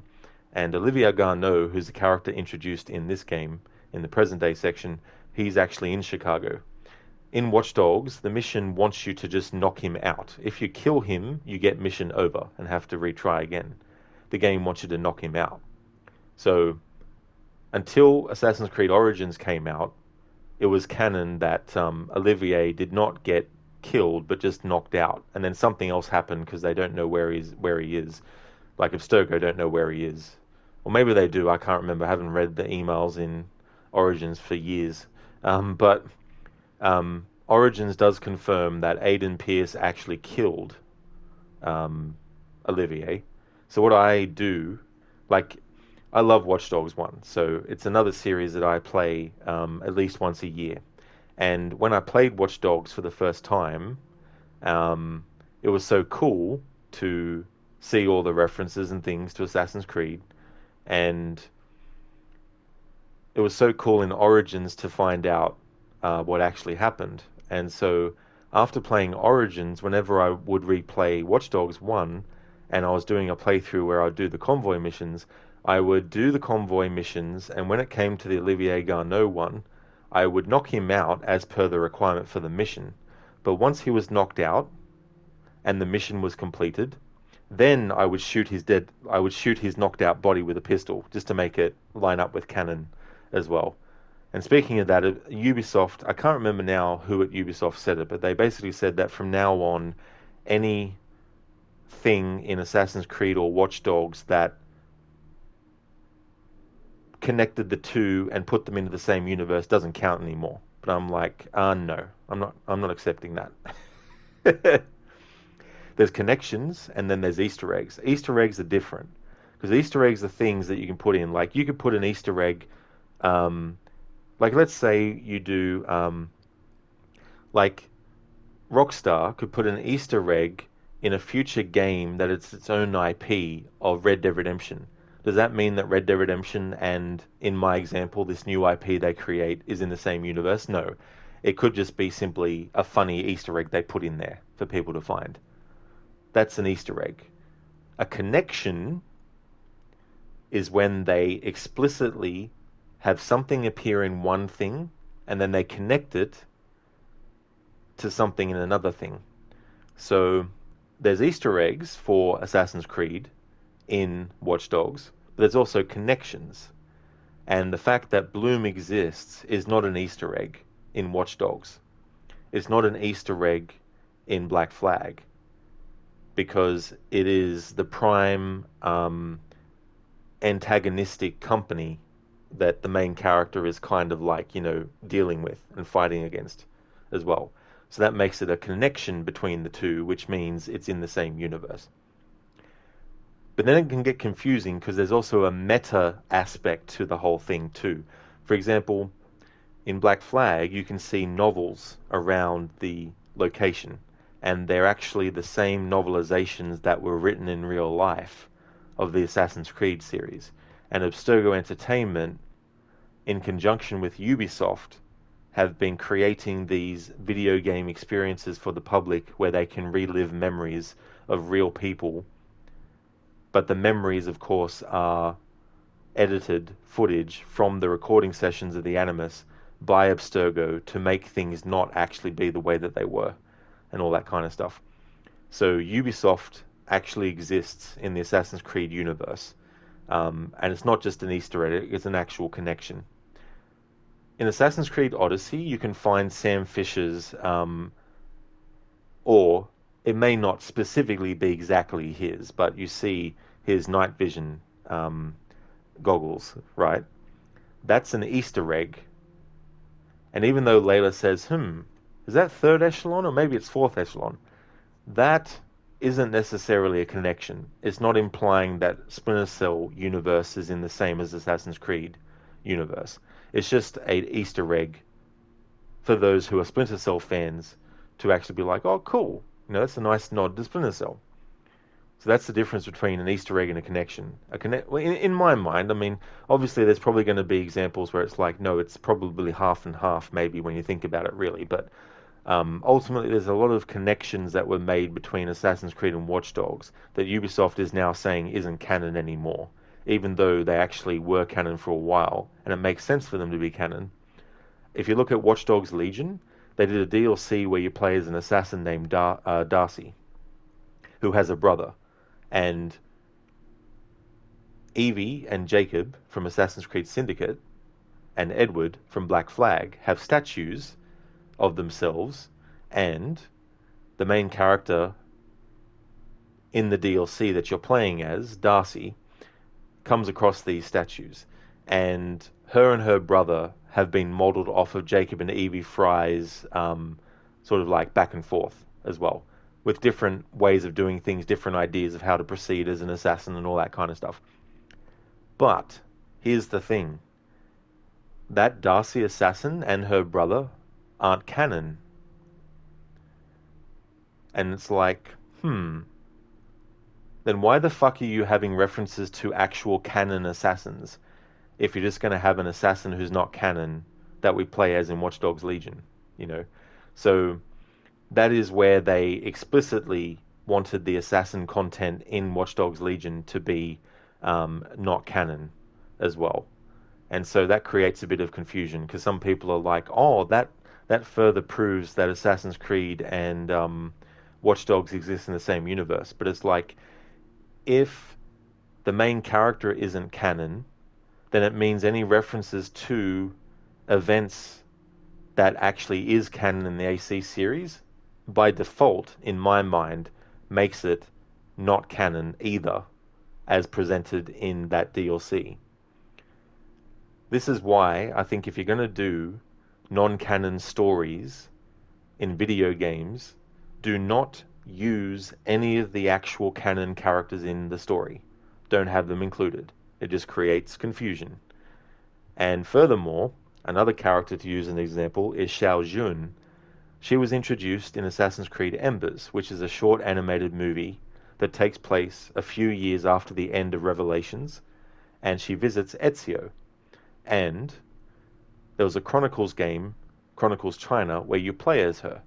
Her appearance in Embers and her appearance in Chronicles China is canon, but everything afterwards, all the novels, all the comics that they've done with her are non-canon, which is a big fucking fuck you to the character number one, in my mind. And it's so annoying because there was so much potential to do another game with Xiao Jun, but they haven't done it yet, and to simply put her in stories that are non-canon is infuriating, because it's like, why put her in these stories if she's not canon in those stories? Come up with a new assassin, you know. But that's the way that they want to play it, I guess, with their sort of like connections and things. But yeah, this whole non-canon versus canon stuff, it's not for everyone. Like, some people are like, who cares? Which is fine. But the people who do care shouldn't have their canon destroyed just because the people who don't care, don't care. You know what I mean? Like, if I was selling vanilla and strawberry ice cream and you didn't like strawberry ice cream, I wouldn't stop selling it so that the people who do like it have to not be able to get it anymore simply because some people don't like it. That'd be ridiculous. I'd be like, well, that's fine and all, but I'm still going to sell strawberry flavored ice cream because there are people who do like it. Whereas with a lot of, canon versus non-canon stuff, sometimes they change things for the benefit of those who don't care about it, which doesn't make sense to me at all. It's like, why change something that the people who don't care about it, like, why change it for their benefit? If they don't care about it, then why change it to something that they will care about? It's like, if you're a fan of Resident Evil and you play Silent Hill, but you don't like Silent Hill, you're not going to say to Konami, well, I mean, nowadays you would, but back in the day you wouldn't say to Konami, you know what, don't make any horror games anymore. I'm a fan of Resident Evil and I prefer their horror games, so you don't make any more horror games anymore. Would Konami have gone, oh, well, we just released Silent Hill 1, I guess we won't do any more Silent Hill games because you didn't like our horror games, but you like Resident Evil? Okay, it's like, no. So I think if you're not a fan of something, that's fine. The people who are in control of the thing that people aren't a fan of shouldn't change that thing just to please the people who aren't a fan of it. Because if people aren't a fan of it, then they're just going to move on, and you just have to accept that that's going to happen sometimes. Not everyone is going to want to play your game. Not everyone is going to be a fan of the genre that you do games in. There's just so many different things that you can sort of like be a fan of, and there's some things where you're like, this would be cool if they actually did this, but they're not doing it, so I'm just going to jump ship now because they're not doing the one thing that I don't like, and that's fair enough too, as well. But yeah, there's certainly things that if people don't like them and they're things that should be fixed, then that's a different story. Like, if you're playing a jumping game and you press the jump button and it doesn't work anymore because it's the game's fault, and you say to the company, hey, you need to patch this, it's not working, it's in the best interest for the company to actually patch that, not just to let it slide. However, if you were like, you know what, I don't like the fact that you can choose to have the character in a orange outfit. I'm going to write to the company and tell them to not ever include orange outfits in their games ever again. Should the company in that example take out orange outfits? No. It's like, we're sorry that you don't like orange outfits in our games, but we're going to continue to have orange outfits in our games because this orange outfit that is in this game is optional anyway. You don't have to pick it. You know what I mean? So there's so much stuff like that where it's like, there's things that you should listen to as a company to change about something, and then there are things that you should just accept that people don't like it and just continue doing what you were doing because it's something that is more of like an opinion about something, more so than an actual thing that needs to be fixed. If there's something that really needs fixing because it's ruining something, then that's definitely understandable to actually want to make a change to fix that. But if it's simply a case of people not liking one little element, you can't please everyone. For people who don't like stealth games, if they play a stealth game and they hate it, the company who made the stealth game shouldn't then go, oh, okay, so we'll make sure that in the future stealth games in this series, we won't have stealth in them. You know, it's like, well, we're sorry that you don't like stealth, but, you know, it's a stealth game. We didn't hide that fact, so, you know, there's just certain things that there's no point. Like, if I don't like a certain thing, I'm not going to want that thing to be stopped because I don't like it. I don't want people who do like that to be disappointed and be like, oh, so they took that out. Why? Oh, because this person didn't like stealth games? They wanted this stealth series to not have it anymore? You know, it'd be like, why? Why do that? Why listen to that feedback and change it? Sorry, chat. I'll get to you now. Sometimes I go off on these spiels and tangents and minutes go by. Let's see. Super Meat Hands, is that for any future connections or is that retrospectively applied? So all connections past and present are no longer canon. I'm pretty sure it was things that had happened already in their games that had already been confirmed previously as canon are now retroactively being considered not canon anymore. So it's that, and I think also moving forward as well. Hey there, Zayas. Hey there, Carbon. Welcome to you both. I hope you're both going well. Zayas, haven't played any Creed games since January. Might install Revelations, if anything, this month. Lol, you haven't played that since 2011. Really? Oh, that's cool. Yeah, if you give that another playthrough after that long.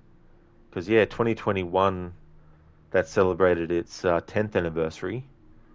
It's just crazy how much time flies by and how much has changed with video games as well from 2011 up till now, let alone from 2015 up until now. Zayas, you thought corporate fucked up Assassin's Creed a long time ago. The storyline of AC4 is literally about it, lol. Oh, you mean AC4 is literally about Abstergo or Ubisoft or Super Meat Hens? Wait, they sold comics and other media with her just for them not to be canon? That sounds very scummy. Yeah, Super Meat Hens, yeah. Yeah, so the comics that Xiao Jun appears in post Assassin's Creed Chronicles China, which came out in 2016, all those stories aren't canon. I mean, there might even be some comics that came out between Embers, which came out in 2011, the animated movie, and Chronicles China as well. But yeah, they're treating her as a non-canon character now.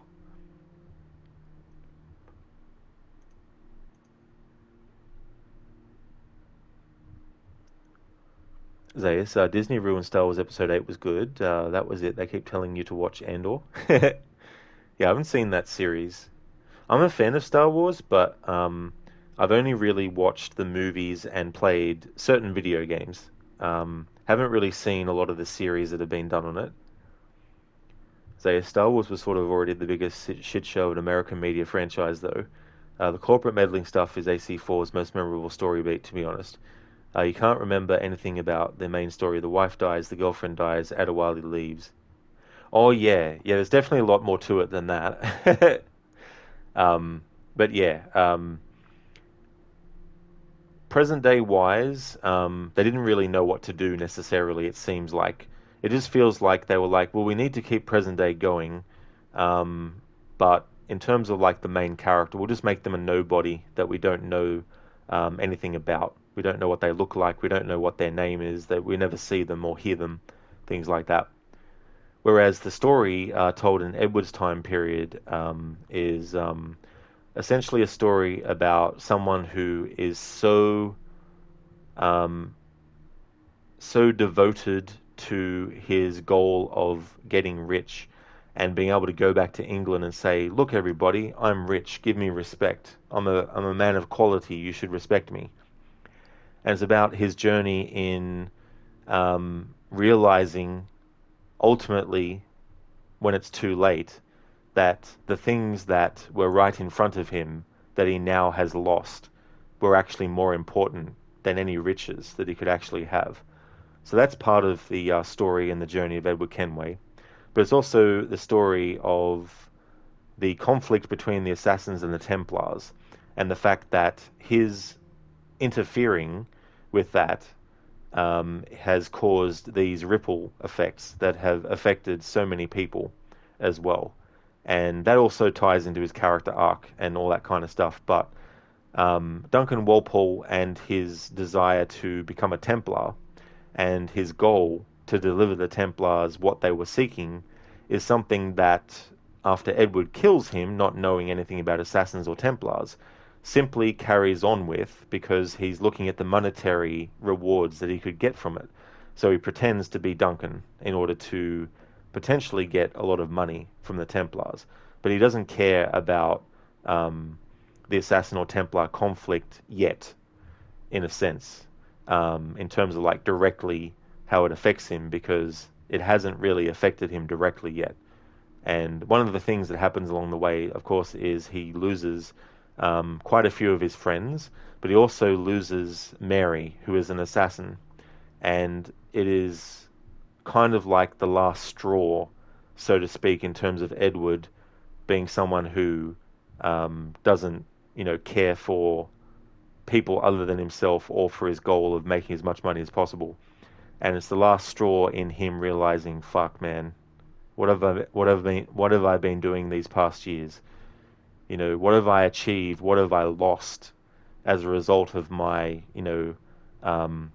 stubbornness and all that kind of stuff? And it's something too that acts as a redemption story, which they've already done before this game as well, like with Altair and all that kind of stuff.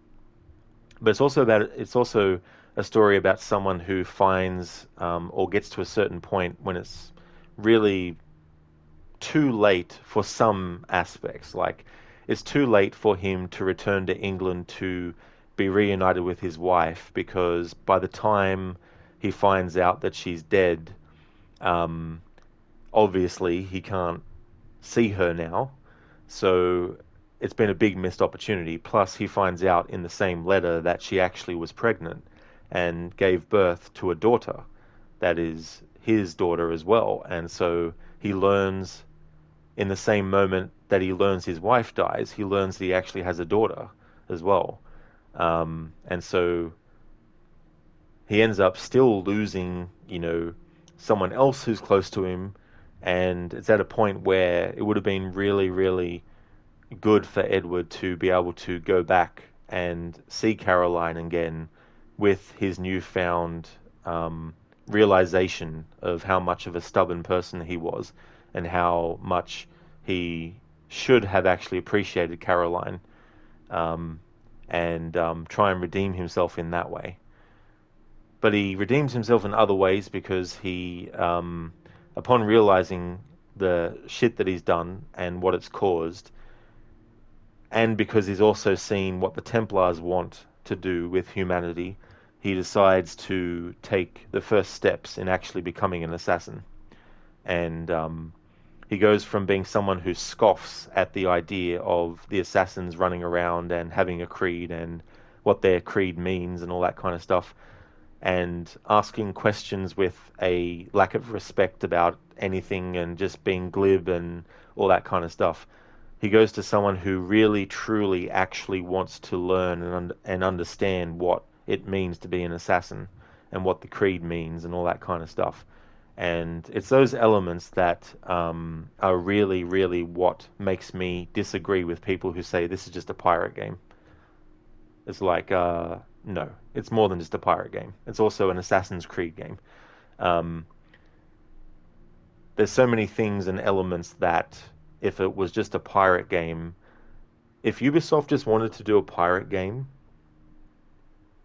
when they did this game, it wouldn't be called Assassin's Creed. There'd be no assassins in it. There'd be no Templars in it. There'd be no Hidden Blade in it. It would be a new IP that was just a pirate game. Which, ironically, they ended up, doing, which we still haven't gotten yet, which we probably won't get Skull and Bones until 2052, but they eventually did do an IP, a new IP, They just haven't released it yet. That's actually a pirate game. And I've already talked about how being an assassin is more than just the outfit and more than just the hidden blade. There's also a mindset behind the creed and all that kind of stuff that is well and truly prominent in this game's story. It's just that we're playing as someone who isn't an assassin, who doesn't know about them, doesn't know about the Templars, and even when he learns about both factions, he's still wanting to just do whatever he can to get money. It doesn't matter to him who he sides with. If the assassins are willing to pay money for him to do stuff, then he'll do it. If the Templars are, then he'll do it. Obviously, there are some lines he's not going to cross, but the concept is we're playing as someone who is new to all this as well. But through certain characters, he learns about both sides of the war between the assassins and the Templars. Having seen how the assassins operate, having seen how the Templars operate, having heard what the assassins preach, having heard what the Templars preach. And all that is something that is very central to the actual story. It's just that we're not playing as an assassin from the start of the game to the end of the game. If we were, then I could understand if it was just basically getting on a ship all the time and there was no assassinating, there was no anything. I could understand then just, it's just a pirate game. But it's an Assassin's Creed game that just happens to also be, in part, a pirate game as well. And so there's so many elements of the story that are making you focus on the assassins and the Templars. It's not just a simple setup. Like, they could have done a setup where it's like Edward kills this assassin who's betraying the Templar Order. He pretends to be a Templar. He pretends to be the assassin becoming a Templar. And then when he's discovered and he's free, he just decides to live his life and go off and be a pirate. And that was the rest of the game. No more assassin stuff, no more anything. He gave away the outfit, threw away the hidden blade, and just went around with just his swords and pistols, and there was no other mention anymore. Then it would just be a pirate game with only a little bit of Assassin's Creed in it. But it's an Assassin's Creed game with a focus on you as a character who's not an assassin, but there's so much stuff happening that's very much Assassin's Creed beyond just the outfit and the hidden blade as well, which are parts of what's important about Assassin's Creed, but it isn't the only thing that's important about it. And it's not just for show either as well. There's other games in the series, of course, that take a similar approach where you're playing as someone who isn't an assassin. They're seeing things from a different perspective and all that kind of stuff. But in sticking solely with this game as an example, it's very much an Assassin's Creed game, and there's so much about it. And the character of Mary is the representative for the Creed to Edward. Mary is the character that Edward has the most interactions with out of all the assassins that we meet in the story. I mean, timeline-wise, in terms of like how much time passes between memories, where he actually interacts with other assassins like Rona Dinsmore and also Opia Apito, as well as Upton Travers, as well as who's the other one? Anto as well. Like, Edward spends time with those characters, but not as much time as we see him spend with Mary. And she's definitely the conduit through which Edward is learning a lot about the assassins. And she's a mentor to Edward in that way, regardless of whether or not it's an official thing that's happening when she's talking to Edward about the Creed, and whether or not Edward is actually wanting to be assassin. The important thing is she is being like a mentor to Edward and trying to impart wisdom to him about what it means to be an assassin, what the Creed means, and all that kind of stuff. Sheila Skull and Bones is a rabbit hole. It is. It well and truly is. How you cannot... Here's the thing, right? Like, I understand that visions change for things, and early in development, if the vision for something changes, then that's fair enough. because there's still enough time to spend enough time to make it a good thing. But when you do that, and then years later you do it again, and then years later you do it again, it starts to become a thing of, what the fuck are you actually doing? Why is the focus all over the place? So to give a bit of a timeline, generally speaking, when people talk about Skull and Bones, they only refer to the 2016 or 2017 unveiling, as if that was the first time in history that Skull and Bones was made aware to the public at large, officially at least. But they've been working on Skull and Bones since 2013, the same year this game came out. When people start work on something, especially like a game, you have to count the very first moment they even start working on it as when they started working on it. So they've been working on this since 2013. I even remember there was a poll that they had done, I think it was on Facebook, around the release of Black Flag, where they asked people to let them know if they wanted to actually have a brand new pirate game that was a new IP. And they were already thinking about doing a pirate game. They were getting the feelers out to see if people would actually want that. And so they started working on Skull and Bones in 2013, which this year, when this year ends, will be 10 years of not having the game released and stuff like that. I really feel the sweet spot for when they could have released Skull and Bones, if they kept it how they had it initially, would probably have been 2016, because in 2016 you didn't have a brand new Assassin's Creed game coming out. You did have Assassin's Creed stuff coming out though. You had the movie in 2016. You had the Chronicles trilogy of games. I guess in that way you did have a brand new Assassin's Creed game come out in that year, if you're counting Chronicles. And then you had the Ezio collection, the remasters of AC2, Brotherhood and Revelations. So it would have been a good opportunity to release a new IP in 2016, and that would have been a good time to do Skull and Bones, because they had the template with Black Flag. If they took the same game engine and then they took out all the assassins and all the Templars and the Hidden Blade and all that kind of stuff, and they were using the same game engine and came out with that in 2016, I think that potentially it could have been a success, maybe. Who knows? Maybe it might not have been still. But the fact that it still hasn't come out, and we're getting close to 2023 ending, and it's just ridiculous. And they've changed things and all this kind of stuff, and I don't know. And the other thing is too, like,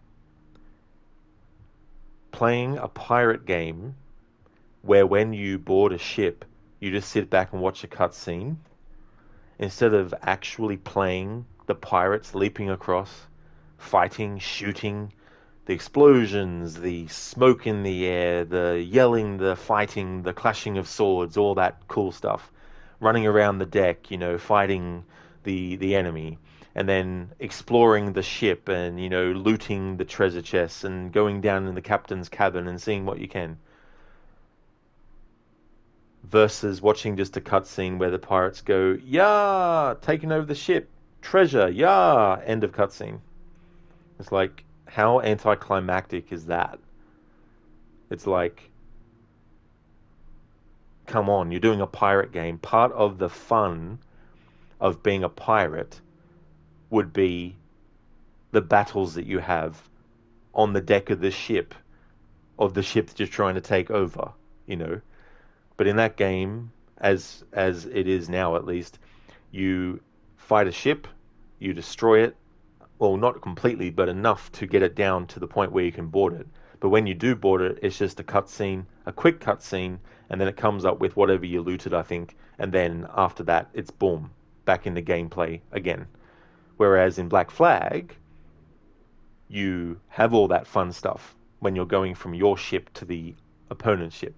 the clashing of swords, the gunshots, the smoke in the air, the cannons going, and the atmosphere and the music and all that kind of stuff. And I'm just like, I don't want to play a pirate game where we can't play that aspect, where we just sit there and watch it in a cutscene.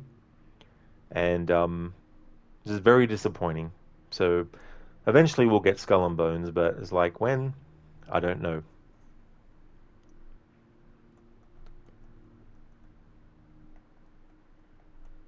Just to reiterate what we have here currently, we've got a screenshot from Watch Dogs 1 of Clara using or looking at the monitors there inside the bunker, which is kind of like Aiden Pierce's Batcave, as I like to put it. And the CTOS is an operating system, a city-wide operating system in the Watch Dogs universe. In the first game, they have it in Chicago. So Chicago is basically the testing ground for Bloom with their CTOS operating system to control all the traffic, to control the bridges, to control all the traffic signs, to control, everyone's sort of like, you name it, they can control it kind of thing. And so that's what the CTOS is. And this is something in Black Flag that confirms that Watch Dogs, well, when this game came out, it didn't confirm it, but well and truly, when Watch Dogs 1 came out, the following year after this game came out, it confirmed that what we see here in Black Flag is actually canon, and Watch Dogs and Assassin's Creed is in the same universe. So what is CTOS? Confidential. Privacy is security. Integral. How do we ever do business without it? Accessible. The touch of a button. Available. We're everywhere. All the time. Stable. It just works. Hey, Todd Howard. Put simply, CTOS is the most stable and user-friendly software security controller ever devised. Can Abstergo afford to pass up perfection? The CTOS dream, the Bloom promise. 12 cities, 100 major corporations, 1,000 small businesses. For almost a decade, CTOS has served its clients' need with a track record unparalleled in the modern age. How do we do it? Durable, ultra-light HD cameras, ultra-speed fiber optic networking, proprietary facial recognition software, multiple fail-safe data centers, cloud-compatible intelligence sharing, 24-hour customer support and service. In short, we have everything Abstergo needs to protect its unique intellectual property and more. CTOS, the future is in Bloom. We look forward to working with you. Zayas, this is the longest you've been in this stream in months. That's no worries, Zayas. Whether it's a short time or a long time, it's definitely appreciated. You're edging towards putting some more work into Final Fantasy. Oh, is it Final Fantasy 9? Yeah, Final Fantasy 9 soon though. Is that like a first playthrough for you, or Super Meat Hen? Skull and Bones better be a great game, given it's taken them 10 years to make it. Exactly. It's definitely a long chunk of time, and it's imagine how much money they've spent on it. Like, if you look at every job that is required as part of making a game at all levels in every department, and the amount of money that they would have to pay to each person, and how much money has to be spent on research and development, how much has to be spent on, doing demos and like all the stuff that you have to do, and how much it would cost, and then add years worth of that kind of work happening, and how much that would cost.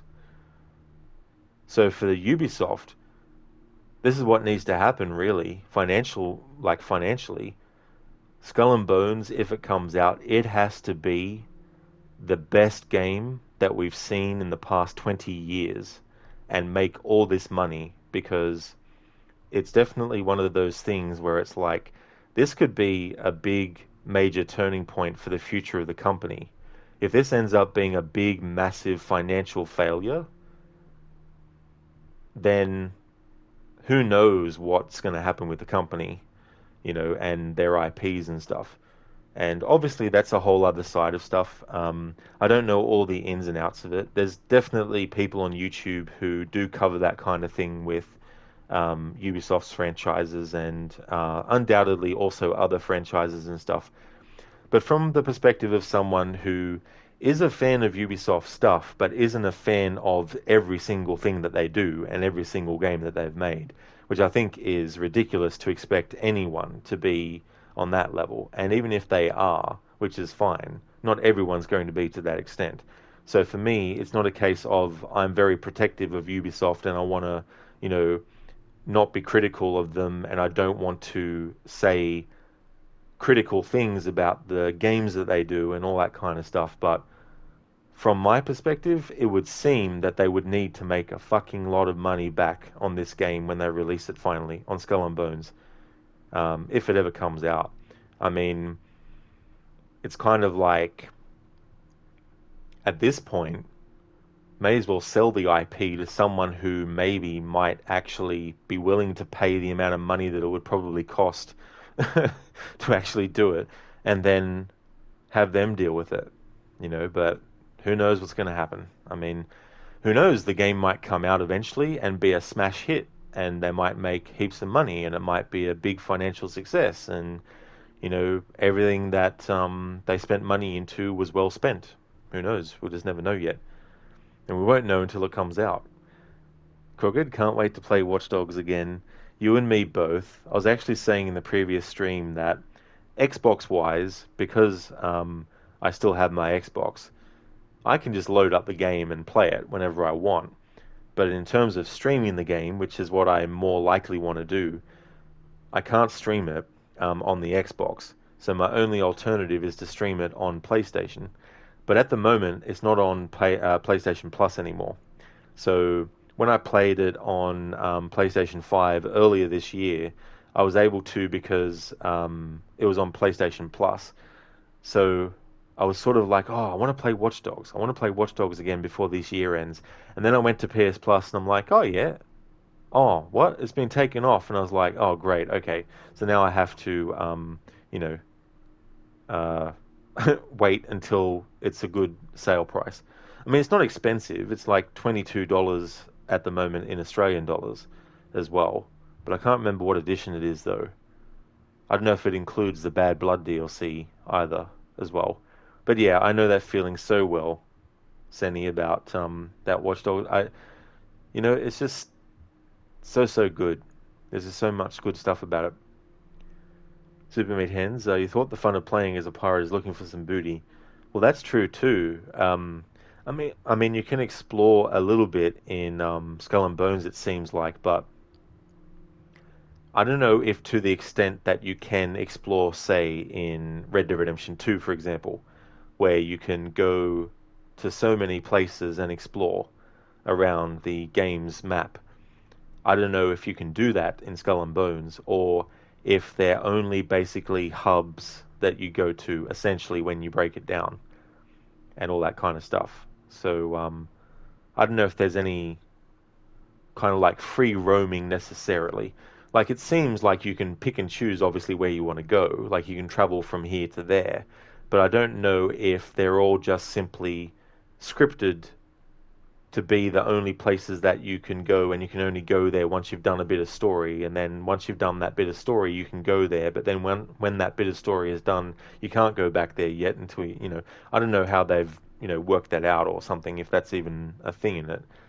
But it would seem that when you actually are on your ship, when you want to get off your ship and you're exploring around, you're going and you're visiting different things, like, maybe, I can't remember off the top of my head, but, a place to get things repaired or, buy things for your ship and stuff like that.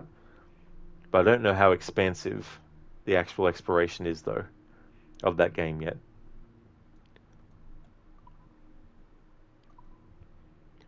So this one was part of Abstergo Entertainment. Abstergo Entertainment. Alright, so that's a different category. So I've got present day entries, and I should actually specify what these are a bit further. Okay, so employee passport, then Abstergo Entertainment.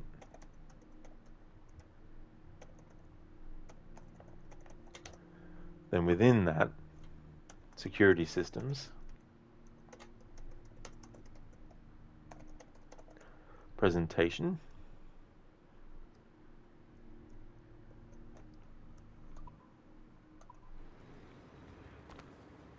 at the moment, where we are in the present day story, we only have access to level 2 areas. Some new terminals popped up as accessible after finishing sequence 4.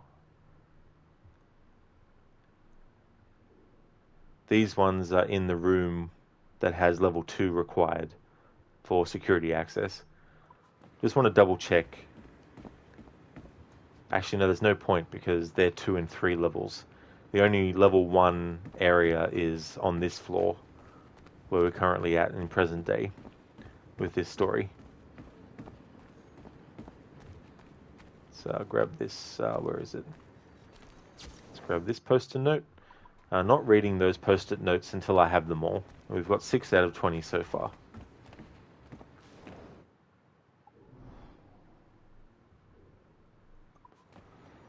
Just want to double check on the other floors to see if there's any sticky notes I haven't collected yet.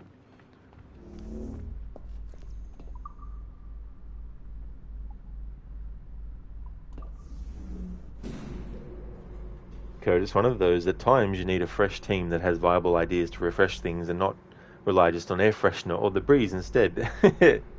Yeah, actually do things and all that. And you know, it's just one of those things too where you got to feel for the people who've been working on that project for so long and still haven't been able to get the fruits of their labors actually even played by the public at large.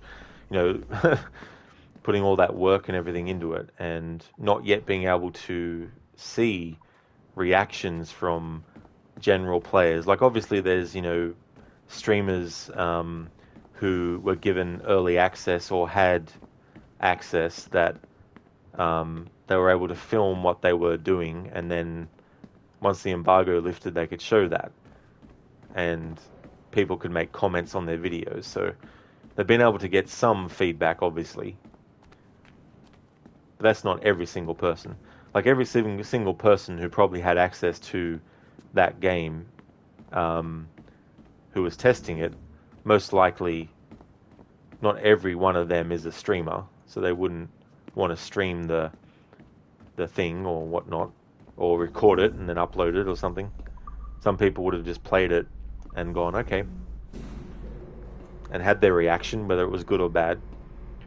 So they obviously can't tell yet, from a general standpoint, what people necessarily think about Skull and Bones. So the people that worked on it for a long time, like, I definitely feel for them if they're like, oh, come on, Ubisoft, release the thing.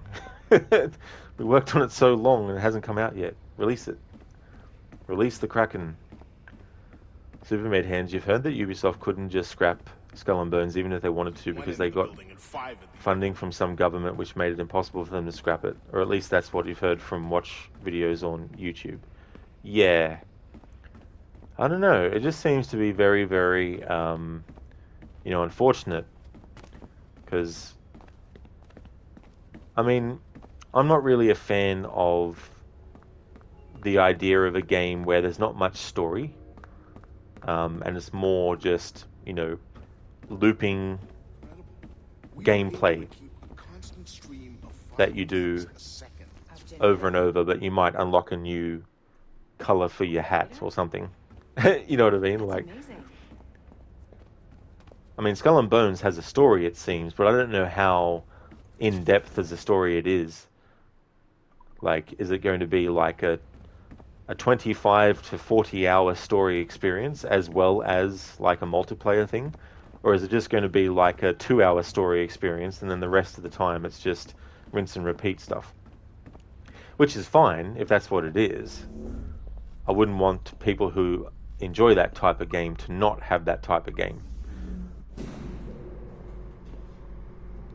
But if it does have a major story, I'd be curious about what the story actually is. And I can't remember now the character that they interacted with, but the actor for Maxwell Roth in Assassin's Creed Syndicate, I could swear that he actually voices a character in Skull and Bones. In the most recent version of the game that people had been able to play and that had shown their experience on YouTube. I can't remember the character though, but he's a character that you talk to at one point. I think from memory, I think he's trying to, or he gives you a mission to do.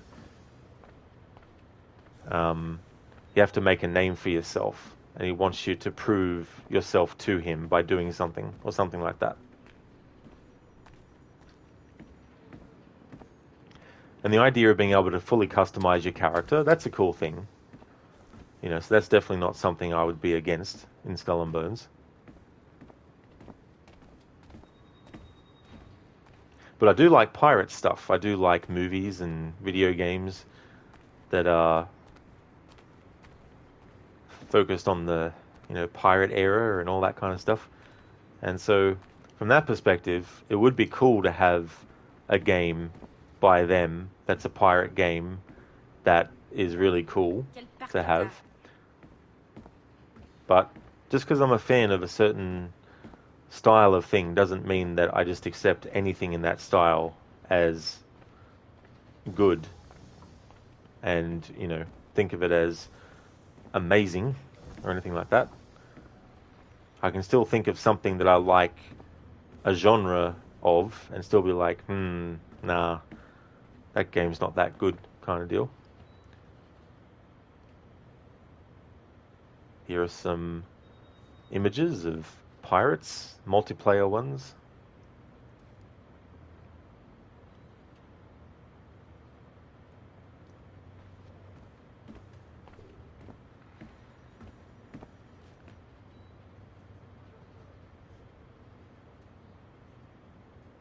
There'll be some things that I'll be able to showcase in present day in this phase that I didn't in the previous one. Because in the previous one I wasn't focused on getting everything unlocked and stuff. And I figured I'd leave it until this phase to also look at other stuff in present day that I hadn't checked out yet. And this is one of them. Didn't go into this room before in that phase. So here we are in this phase, covering it. That video message there is the same as it has been for a while. I've already looked at that map in another part of the building.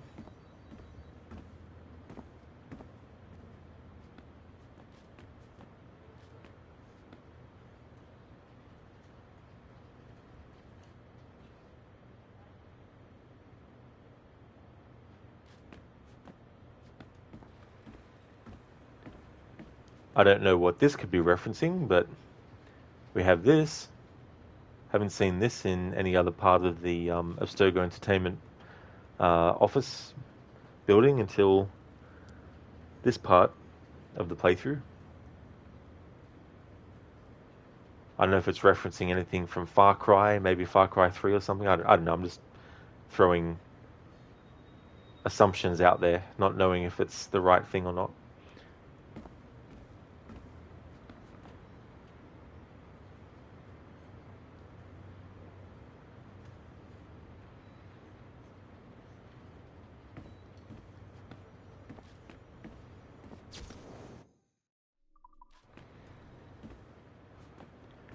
If there's anything that I unlock off these two computers that are text-based, that are either part of a set of things, and I haven't yet gotten the previous set parts of it yet, or if it's something that's individual even and separate, I'm going to leave it for the next stream to actually read it, because to be honest, reading all the content that I had that I've read, plus the spiels I've gone on, plus general standard things that you do when you're a streamer who streams with a microphone, my voice is starting to tell me, hey, can we, give me a break for a bit? So anything that I unlock in these computers, I'm going to read, if they are text-based, I'm going to read them in the next stream. If they're a video file or an audio file and they're part of a set and I haven't got that set yet, then I'll not worry about even listening to that. But let's jump into this one. Be careful now. As the data moves, there are security programs constantly monitoring the data flow. You need to sneak past them or they will destroy your data and send it back home. That's curious.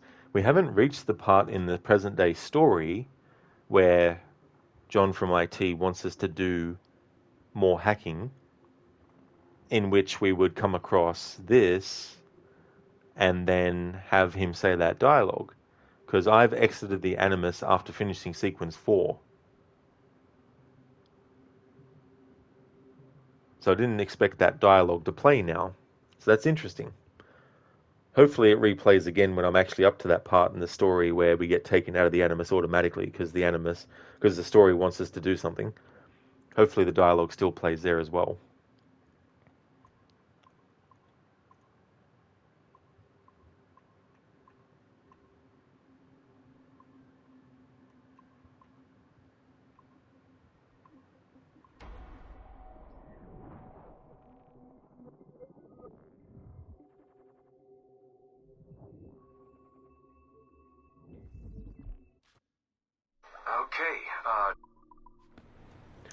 Alright, so that's another recording that Desmond made between things that we saw him experience in AC3.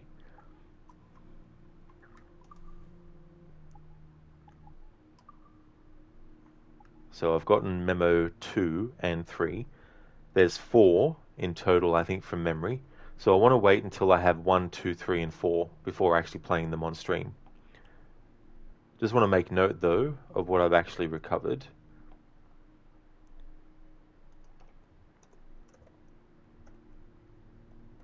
So subject 17, memo 2, voice recording. Make a note in my document that I'm to read that later on. Well, not read. I shouldn't be read. I don't know why I said read. I don't know why I've typed read later for an audio file. Listen later. There we go. That makes more sense.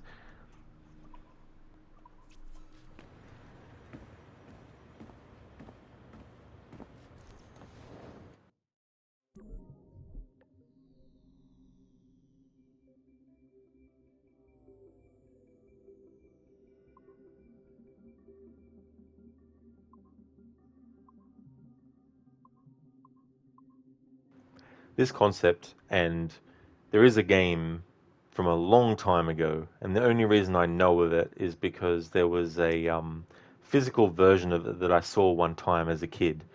But there's a game called Frogger, and the idea is to get the frog from one side of the street to the other safely without being hit by cars and other stuff. So naturally, when I first played this game and got to the point where we do this mini game, I was like, this reminds me of Frogger a bit.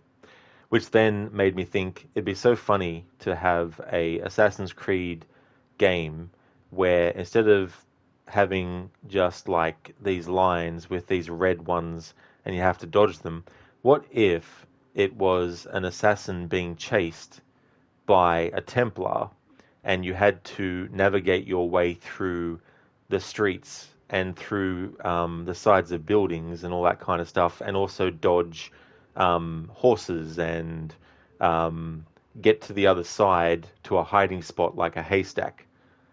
How cool it would be to have an Assassin's Creed game that is like a spin-off in that style, but also have the option to change the camera angle. I don't mean have it top down like this, but having like this be an assassin instead who you have to control and get safely to the haystack or the hiding spot or to the leap of faith point to get to the next level.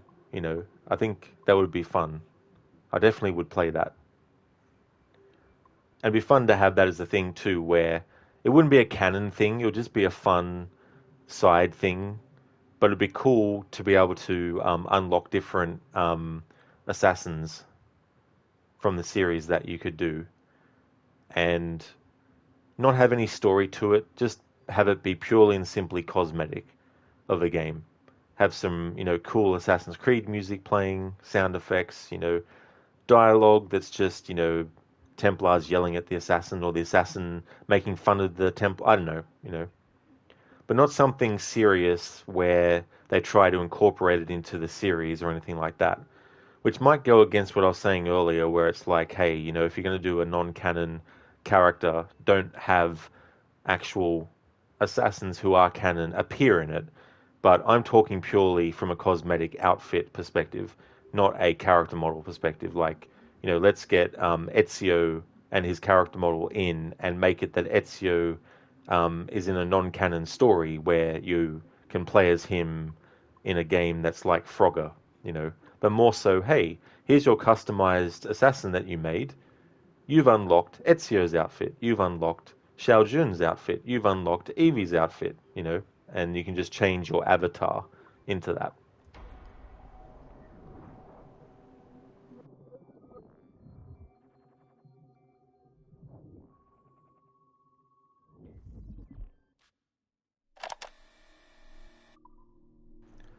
This is subject 0, audio file 4. I'm not going to actually play this because I also want to get these in order. Just need to make a note. So subject 0 is its whole separate section. So subject 0 and audio file 4. Make a note to listen to later.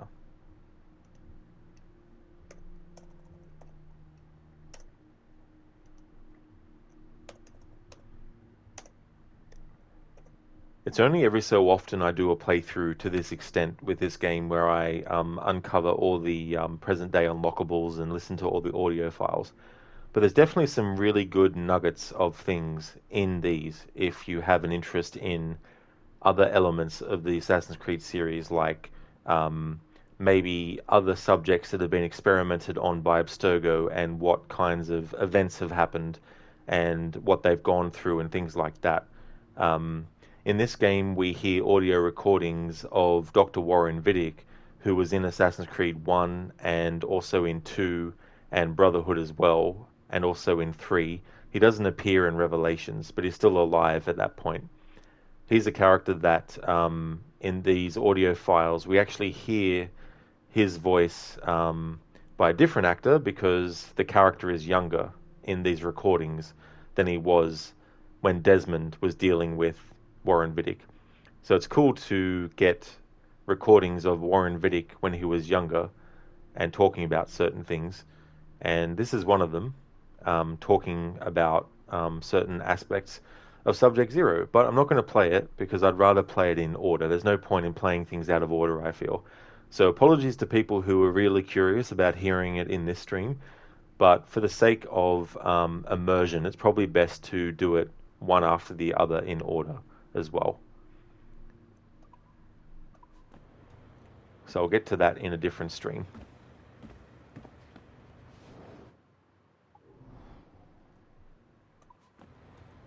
We've covered that. So that's all that we can do at this point. The main character in present day doesn't have security level 2 access, or level 3 access yet for that matter. Level 2 access we do get before the game ends, before the end of the story. The third level of security, though, we don't get that until after the story is finished.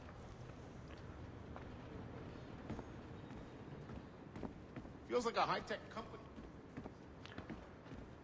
And the other thing I wanted to check is if any dialogue has been changed with the present-day characters in around the offices, but so far there hasn't. I've checked both when the game takes me out of the Animus automatically and when I've decided manually to do it after each sequence is finished, and yet there still hasn't been any new dialogue yet. You were late again this morning. What's going on? Yeah, what's going on? What's your excuse? I know. I've been spending too long in my Animus, and it's doing my head in. That's understandable, Andreas. Maybe you need to have a date with Gravity. Whoops, sorry, that's Cesare, not that NPC. Cesare, oh Cesare, a man of great depravity, thought himself immortal till he had a date with gravity. Sorry, I won't sing again, but I couldn't help but mention that now that I mentioned Cesare.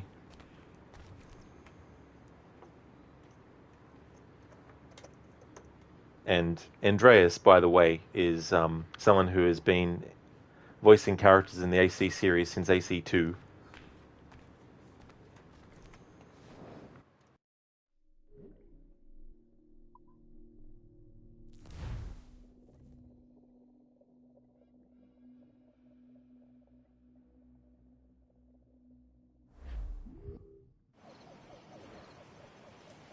Alrighty then, so we're in Tulum. Let's go to the Jackdaw.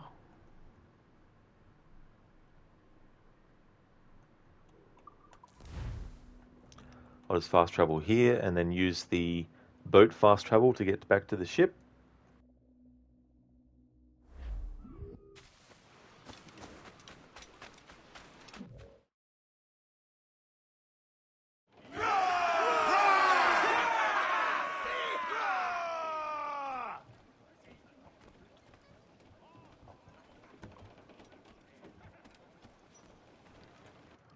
Alright, let's recap what's happened in the story so far.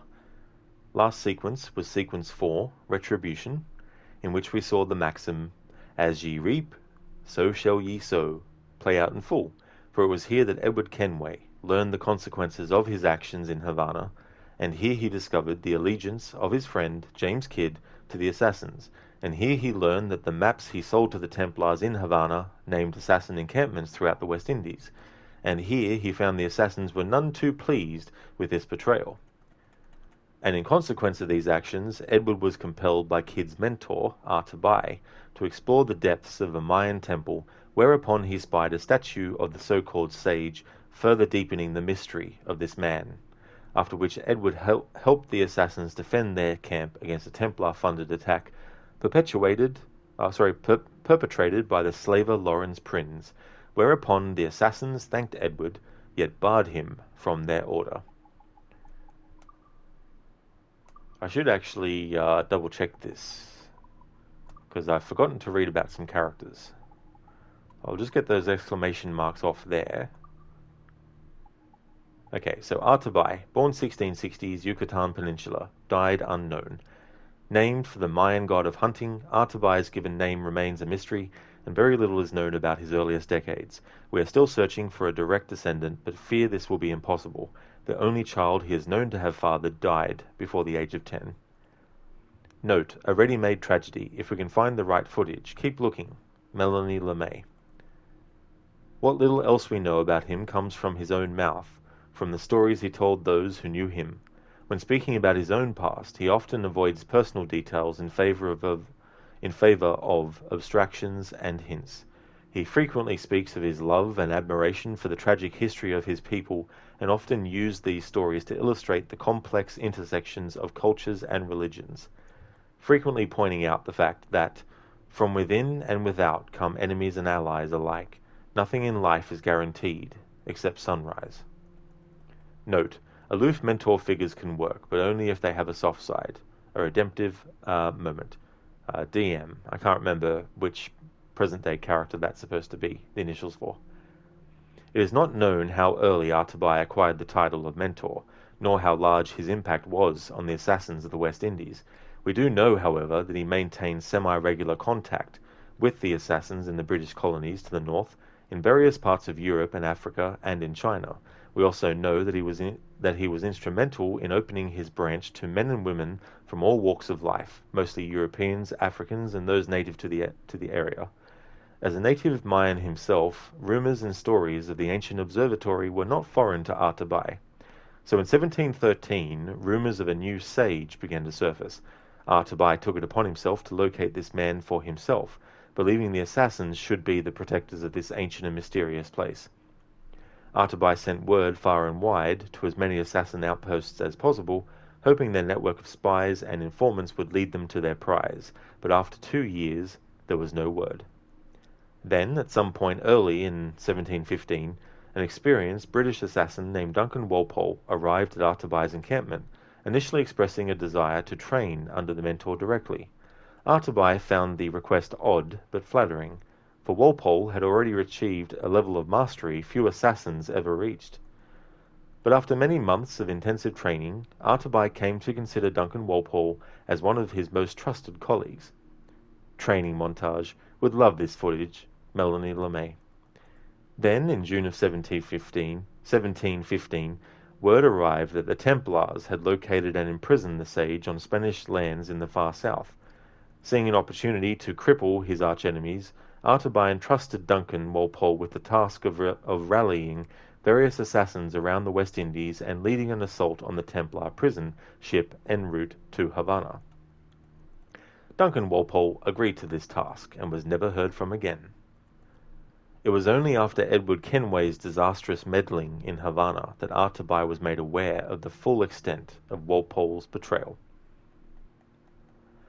So looking at that, and the fact that Duncan wanted to make sure that the Templars would, number one, believe that he wants to defect, because obviously, maybe, other assassins in the past had pretended to want to become a Templar as a ruse to actually get closer to a Templar target. So maybe Duncan wanted to make sure that he had something of substantial use for the Templars before he actually became one, to prove to them his sincerity and honesty in wanting to become a Templar. So he went and he had a map, and reading Artabay's entry here, where he talks about entrusting Duncan with the task of rallying various assassins around the West Indies, it means that Duncan obviously went around to all the assassin bureaus and met with all the assassin bureau leaders there. And because he knew that he was going to betray the assassins, and no one else knew except him and the Templars, he obviously made markings of the locations of where these encampments were on the map that he was given. So the map, in conjunction with the glass vial, is what Duncan wanted to bring to the Templars. And so we can see a bit of a timeline here where Duncan at some point decided he wanted to actually betray the assassins, so he took it upon himself to get the information he needed about where the assassin bureaus were located, and also to be able to get the glass vial and bring that to the bring that to the Templars, and have things go the way that he was hoping. But of course, Edward killing Duncan ruins that for him, but still carries out Duncan's objective, only because Edward is doing this to get money. So that's the Artabay. Just need to make note that I've read Artabay, and make a note just to check later in case there's updates. And just in case there is, to actually know what I've already read, it would be good for me to take note of what the final part of this entry actually says, just in case there's new stuff added. Because when they add new stuff, they don't put like ... or put some visual indication in the text to let you know that one chunk of text that you had unlocked before now has extra information added. So I just need to make note of what the final bit is that is said, just in case this does get updated and there is new text. And for some assassin, huh? Killed by a lousy pirate. That's true. It's so funny.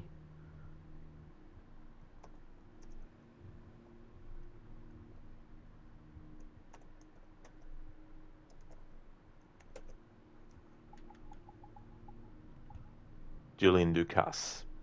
Now, I had read his stuff earlier, so let's see. Because they might just be updating his date of death. Because before it said died ? The last thing that I read... fuck. It was something I didn't start doing until recently in this playthrough. Let's see if I can remember by reading it.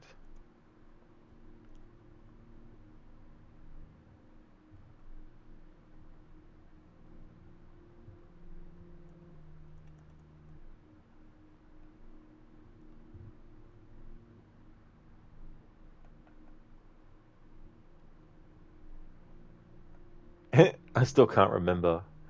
This is the thing, there's so much text. Plus, I don't always read the database entries every single playthrough, so I can't remember the last time I read every single database entry in one playthrough. I've been separating them across different phases, depending on what the phase was. But I can't remember what text I had read up to with him. Because the other thing is too, my brain is probably remembering that I've read a lot of the stuff from previous playthroughs in the past. So maybe having read these in the past and not knowing when they actually do add extra things, I don't know where the separation is between the new information and the old one.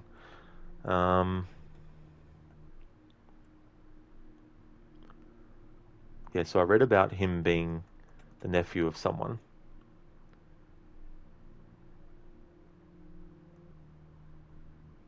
So I read that. Yeah, so over mere reputation and breeding, so I read that. I don't remember reading these modern day interjections by the modern day characters. So I may have already read this, so if anyone's watching these VODs in chronological order, sorry if I'm repeating the same information that I read in that other stream, but here goes. Note, can we say Templar here too? Why don't we mention this? DM. Note, no mentions of Templars in this one. I have no idea why. Orders from the top. Melanie LeMay. By July of 1717, Ducasse had earned Torres's full trust and was soon appointed as captain of one of the governor's largest galleons. Running guns, munitions, gold, and supplies for the governor, Ducasse gained a reputation as the governor's hitman, a cold and ruthless killer who would not hesitate to eliminate anyone who crossed Torres's path. But in September of 1715, he crossed Edward Kenway's path, and the rest is unrecorded history. Hey there, Kenway. I hope it's going well. ML is short for Melanie LeMay. She's the present-day character that your main character in present day first interacts with after the first memory is experienced. I'm doing well, Kenway. Things are going really good. I'll probably end up ending the stream soonish, but I just wanted to cover my bases with certain things. It's going really well, and I hope you are too. It's good to hear that you're going well. Lorenz Prinz. Haven't read about him yet.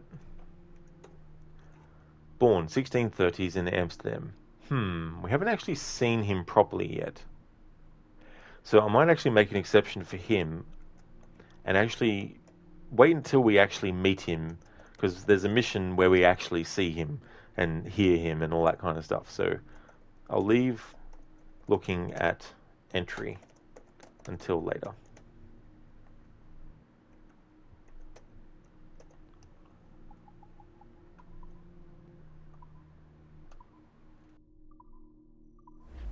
Captain's trick.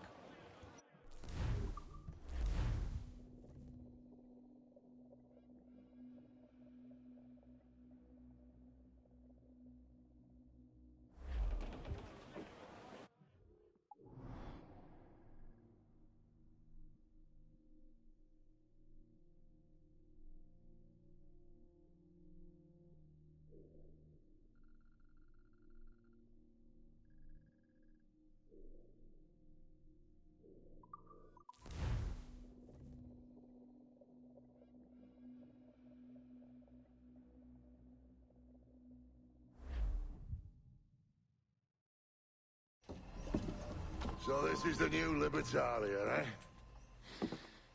Stinks the same as every other squat I've robbed this past year. Oi, oi. Why the long face? You fallen in love? With your blouse. You're welcome to Nassau, gents. Everyone is that does their fair share. Fair share. What is this, a fucking monastery? Just pausing it here.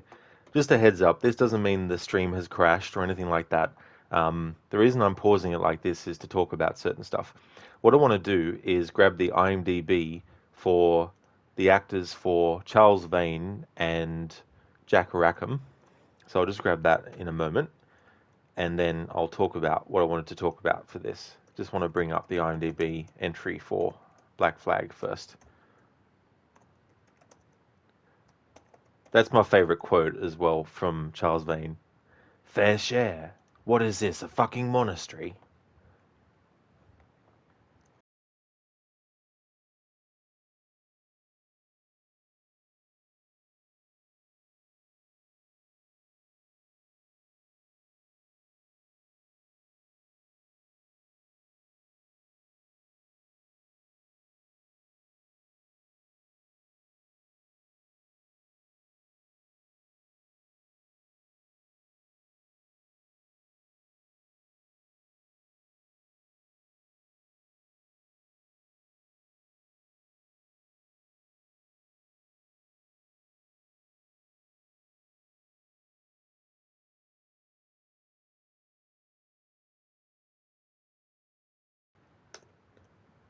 Charles Vane is played by Ralph Ineson.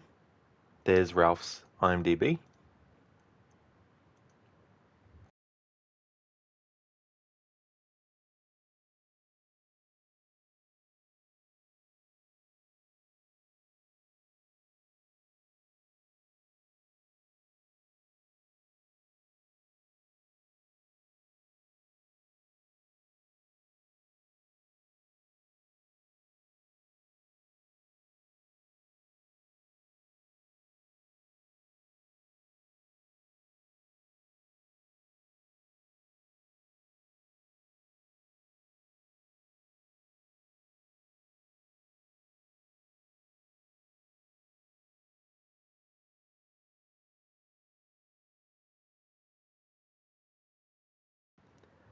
And Calico Jack Rackham, who is next to Charles Vane, he's the one that's in the foreground closest to the camera, so to speak, on the left-hand side, with the bandana around his head. O.T. Fagbanle plays Calico Jack Rackham as well. So there's their IMDb's. Kenway, yes, a monastery. It well and truly is, can't you see? They're all wearing, the outfits that monks would wear and all that kind of stuff. The reason I paused here is not just to get the information about the IMDb pages for these two actors who play these characters, but also wanted to actually talk about what's happening here. So we have Nassau, which is the headquarters, so to speak, of the pirates that Edward is obviously one of, and also others that join. And it's supposed to be a new haven for pirates to actually go to. And so Charles Vane and Jack Rackham have heard of this place, and so they've decided to see for themselves what exactly is going on and suss it out. And basically, Edward is trying to basically be upfront and say, hey, this is a place where we can feel free to be free and everything like that, but it's not just lounge about and do nothing to help anything. You still have to, do your fair share. You need to get off your ass and do stuff and all that kind of stuff. And so Vane's reaction to fair share, what is this, a fucking monastery? It's just so damn funny. I love that quote. Great performances in this game. There's not one actor who plays any of these characters in this game that I would point to and say they're bad. All are great.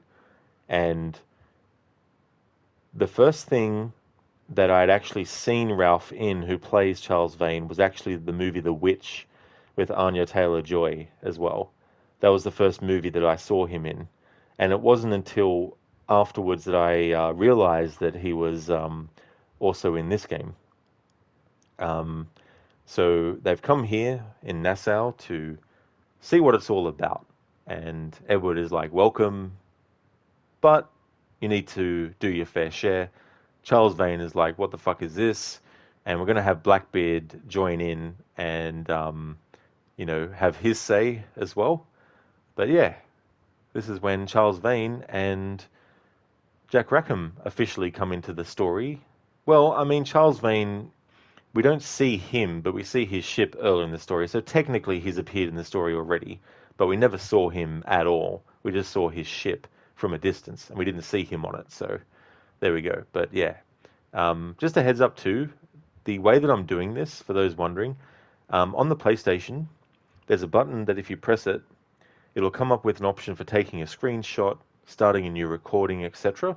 I'm actually using that function on the PlayStation to help me pause the stream when I want to actually pause the game in certain cutscenes, which has come in handy when I want to talk about things, but also comes in handy sometimes too when there's something specific I want to point out and I need something visual to reference to keep in mind, because sometimes things, go by quickly in a cutscene, and talking about something that went by in a cutscene, even moments after it's gone by, doesn't necessarily help people visualize what is being pointed out. So being able to pause the game in this way is really cool. And also, in terms of streaming, it's good that it doesn't stop me from using my microphone and talking over the top of the frozen image. But yeah, it's not a glitch or anything like that. It's just something that I've been using and taking advantage of while doing this particular playthrough, since it's a story-focused playthrough on characters' dialogue and analyzing things, and not just letting the cutscenes play out and then move on, but actually stopping things and talking about it and covering stuff. We was led to believe that Nassau was a place where men did as they pleased. Safe keeping others from doing the same. Aye. Captain Thatch, as I live and breathe. What is this magnificent muzzle you've cultivated, eh? Why fly a black flag when a black beard will do? What brings you two gents this far north? The word is, Cuban governor himself is fixing to receive a mess of gold from a nearby fort. Until then, it's just sitting there, itching to be took. Governor Torres himself, eh? Sounds promising. Welcome to Nassau, Captain Vane. Mr. Rackham. Now, where can a man find a bit of rough? Do you know what I mean?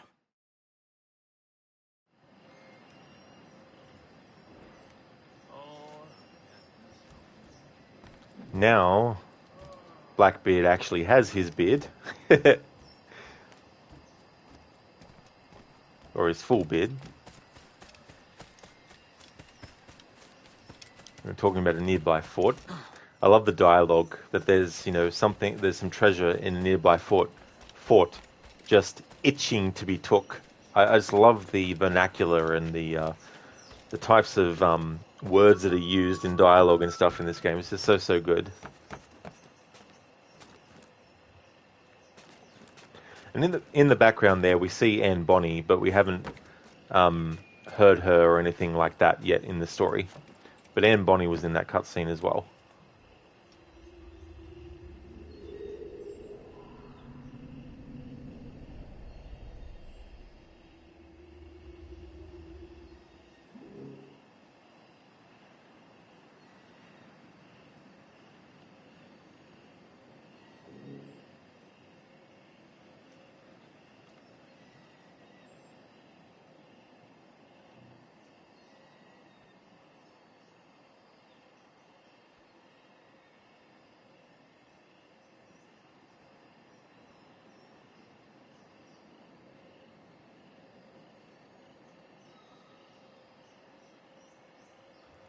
Okay, just had to double check something for a moment.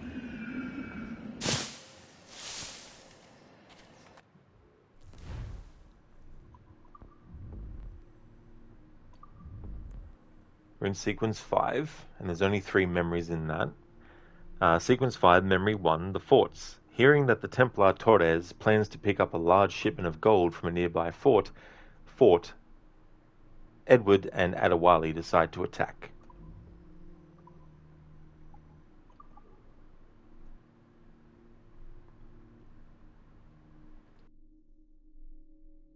I like that. A nearby fort. Nassau is here. So you mean this nearby fort? Nope, not this nearby fort. This nearby fort. Or somewhere around here. Like, that's the one that I meant. Reminds me in Assassin's Creed 3, there's the Homestead mission with Norris, and you have to go into the frontier as part of it. And he says it's only, it won't take long to get there, or it's a short distance or something. Meanwhile, when you actually look at the map, it's a very long fucking distance between the homestead and where Norris wants to actually meet you. So you gotta love it in games where they're like, don't worry, this thing is close. And then you look and it's like, what do you mean close?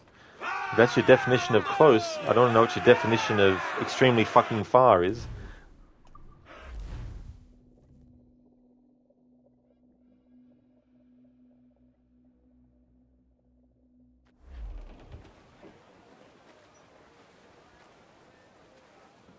As much sail as you can!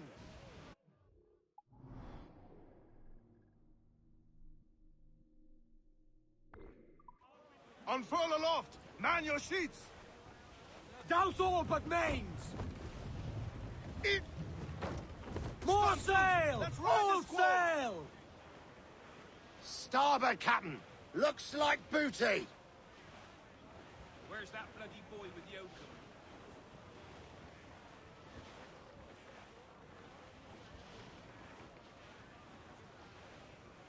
Keep it clear!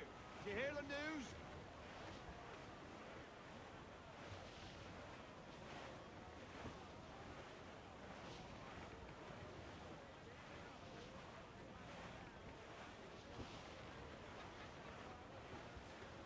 Clues up! Eat her stick! Crew up tops! Douse those men! Get the mainsails into the wind! Lay aloft and loose mains! Larboard! Booty cast adrift, Captain!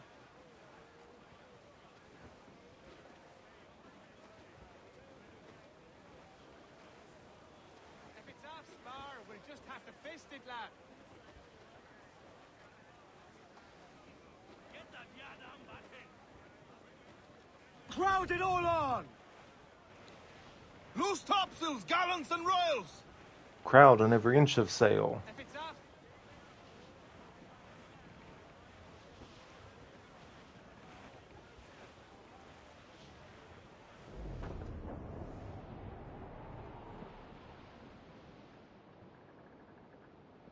Something else I think in Skull and Bones, which is quite ludicrous, is they literally have something that can fire things at the rate at which missile launchers would launch missiles in modern times. I'm like, I know that mortars were a thing, but I don't... Maybe I'm wrong, but I don't think back in the pirate era they had fully automatic cannon weapons or anything like that. I don't think they had like a Gatling gun or something like that. So yeah, I think that's a bit ridiculous in Skull and Bones.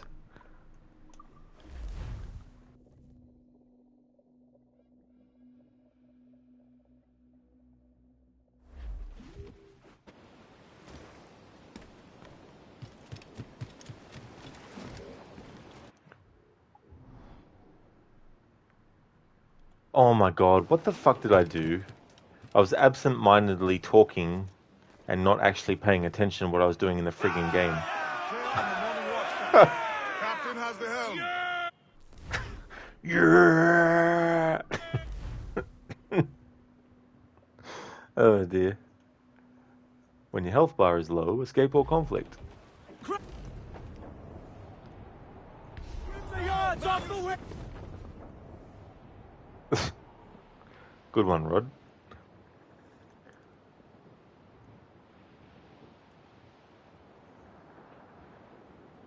I know what happened. I went too close, of course, to the automatic initiation point for the fast travel option, etc., to actually appear. No wonder why.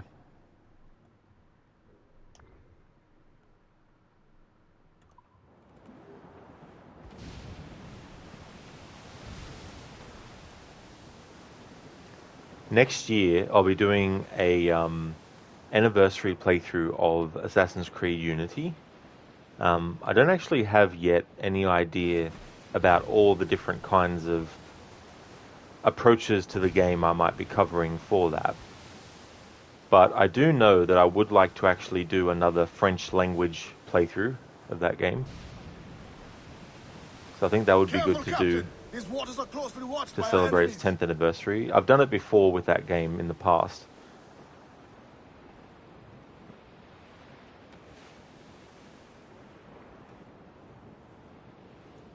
Off on French leave, is he?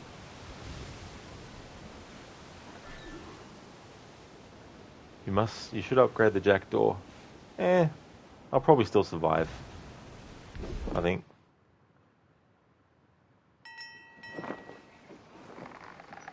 So, what'll you do with your share of the gold we take from Governor Torres? Return to Africa, prince among men?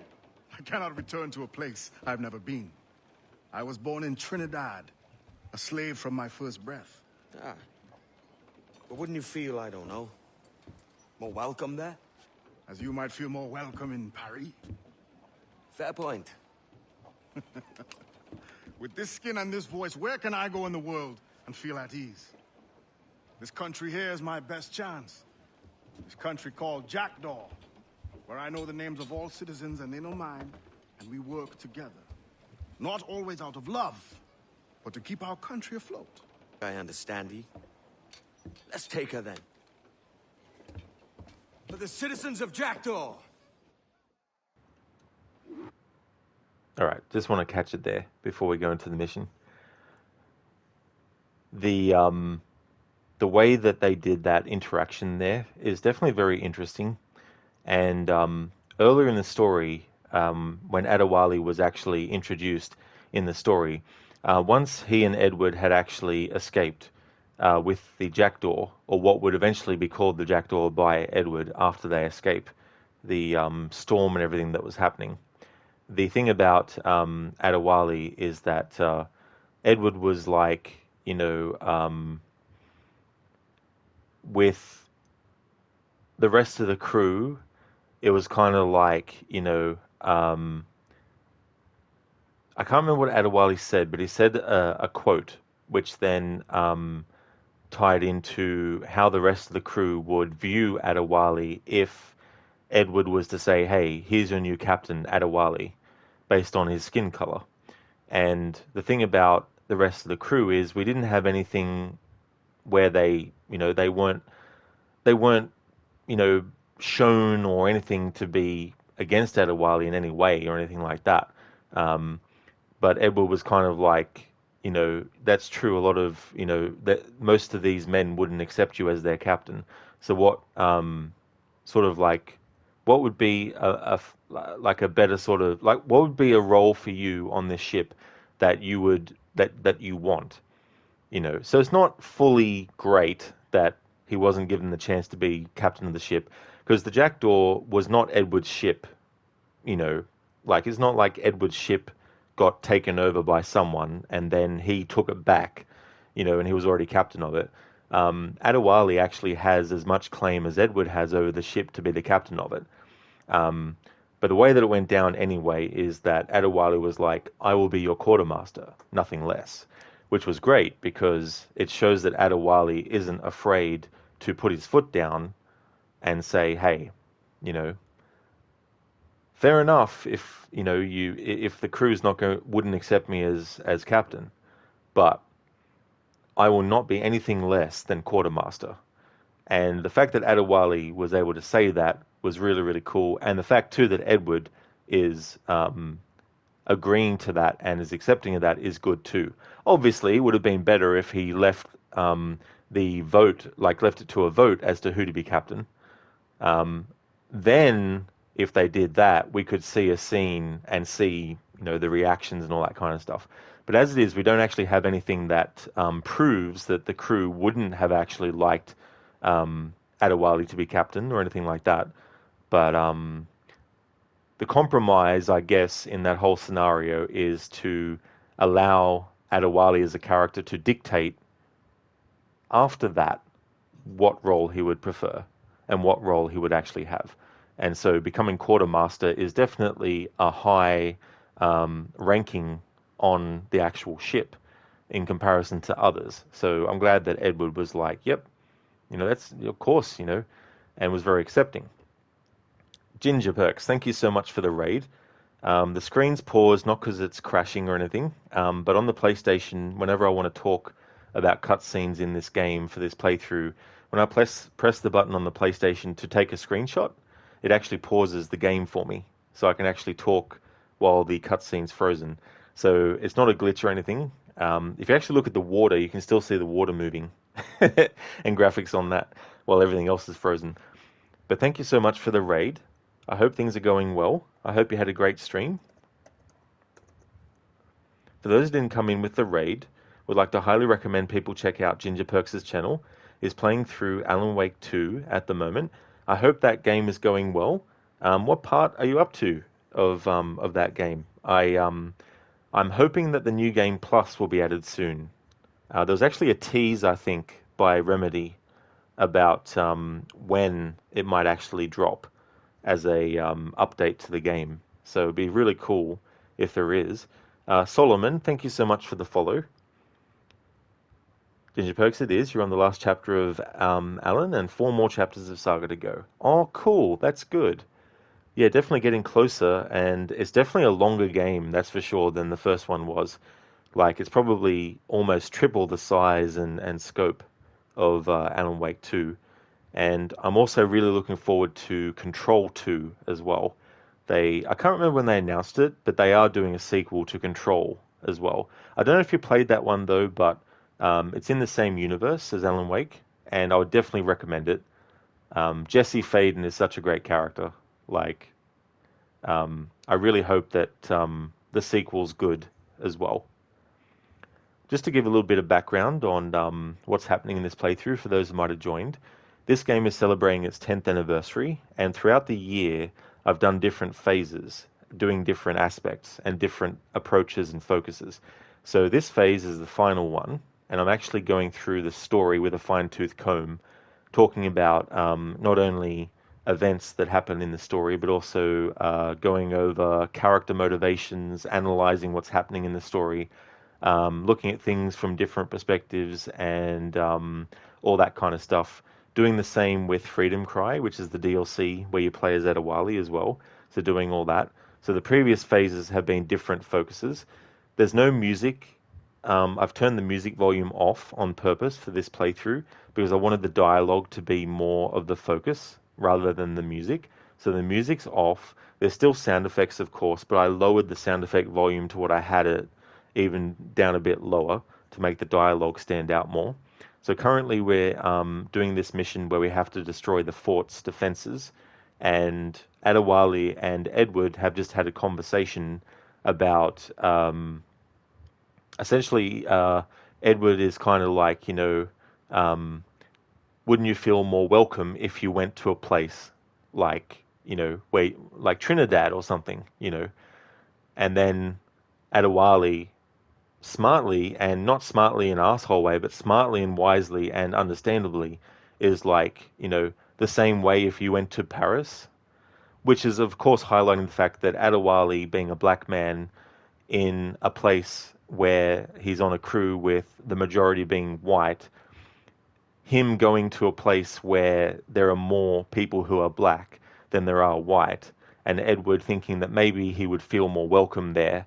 And Edward's not saying it from the perspective of, I hate this guy, I want to get him off the ship or anything. But it's just the wording and how it's done may not exactly match with what Edward is actually supposed to be thinking and stuff like that. But Adewale, is like the same way if you went to Paris, where there's more white people, would you feel like that's, and then he talks about, how good it is to be on the ship, on Jackdaw, the ship Jackdaw, and put it to an analogy about being on a country, and keeping the country afloat, and how everyone on the ship works together, maybe not always out of love, but for the good of the whole Jackdaw ship and all that kind of stuff. So I'm very, very happy that this game at least brings these things to the forefront as well, because they're definitely things that, especially in this time period, they could have easily just ignored all that as well, of course. But it's really good that they did, and Adewale is such a great character, and the Freedom Cry DLC is so damn fucking good, which is why I included it in celebrating the 10th anniversary, because it's just as integral to the overall storyline as the main game actually is as well. So I'll be doing the same treatment with Freedom Cry as well. But just wanted to go over a little bit of stuff with Adewale and Edward. And obviously, you know, it's a bit insensitive for Edward to expect that maybe he would feel more comfortable being in a place where there's more people who have his skin color. That's definitely still a negative kind of thing to say. It's just one of those things too where it's like, it doesn't affect their relationship or anything like that. There's actually other things that do about Edward and Adewale that will happen later as we go through the story and all that kind of stuff. But you also have Benjamin Hornigold, who, when he first meets Adewale, his first comment to Edward about Adewale is, "You let him carry a pistol, do you?" And there's no indication of any other reason as to why he would say that, as to the fact that Benjamin Hornigold just doesn't like Adewale because he's black. And so he's like, you know, "You trust him with a gun, do you?" It's not like they said, "Oh, Adewale's a clumsy man and he drops guns all the time." It's not something like that. So what else is there as a reason for Benjamin Hornigold to say that? Like, there's no... It seems completely random and left field if it wasn't supposed to be because Benjamin Hornigold doesn't like Adewale and doesn't trust him simply because of his skin color. I mean, that's the only thing that I could really see as being why Benjamin Hornigold would even say something like that. But Blackbeard, on the other hand, he's welcoming of Adewale. And when Edward talks about Adewale and introduces him, he doesn't discredit Adewale. He doesn't pretend to be different towards him amongst other people. He still introduces him as his quartermaster. He doesn't say to Benjamin Hornigold and Blackbeard, because he's in their presence now, he doesn't go, "Yeah, this is just some guy I picked up. He's just part of the crew." It was like, "Gentlemen, meet Adewale, my quartermaster." Zom, from how the AWE DLC ended, you were actually expecting Alan and Jesse to be in Alan Wake 2. Well, I definitely don't want to talk about spoilers for a game that is still brand new and stuff like that. So I won't go into any detail on that. But I am looking forward to the sequel to Control as well. Unfold mains, let's move! Studs out! Let's get moving! Come on, you slugs! Man those sheets! Where's that blasted powder monkey? Send these lovers to the teeth!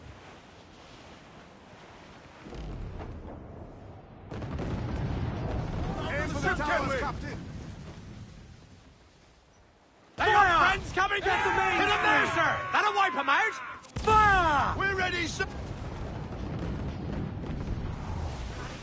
Fire! Reloading! Weakest right there, come in! We must keep moving. We're ready to deploy you, sir!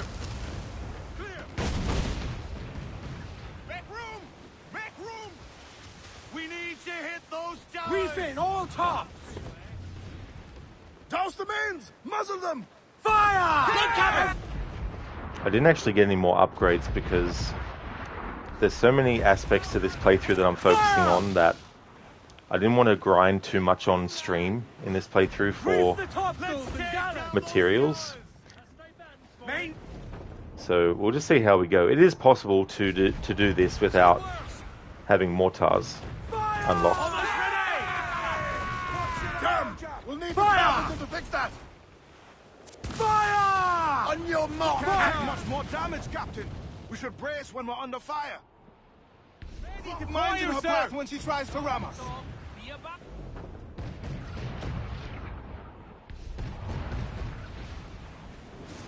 Fire! There, sir! Good shot to crippler! Fire! Go fast as we can, sir! Ghost the Royals and Tom! They land another, we're done for! Fire! You cannot take much more, Captain!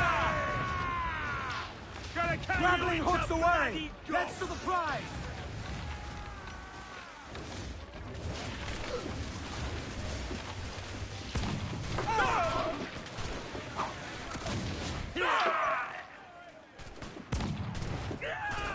All this that I'm doing in this game, you won't be able to do this in Skull and Bones. It'll just be a cutscene of the boarding process, and then it ends, and then you're back to your ship. You don't actually get to control your character or anything in Skull and Bones doing a boarding of your enemy ships. And it's like, really, Ubisoft? I have a shot!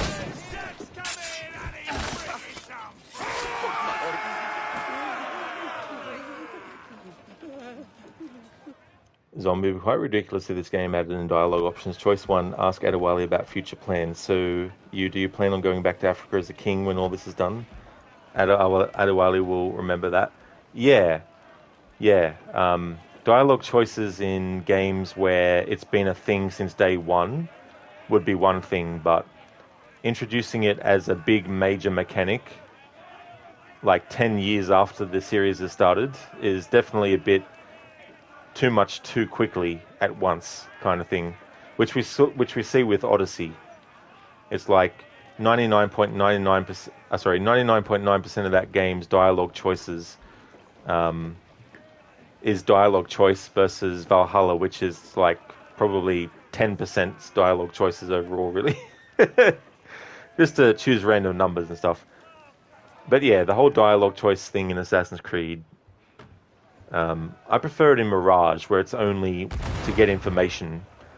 It's not to redirect the course of your character's journey or anything. Some wind! Fire! She's vulnerable there, Captain! Fire!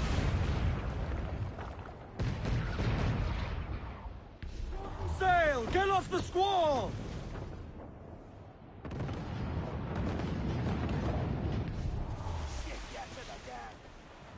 Fire! Brace for impact!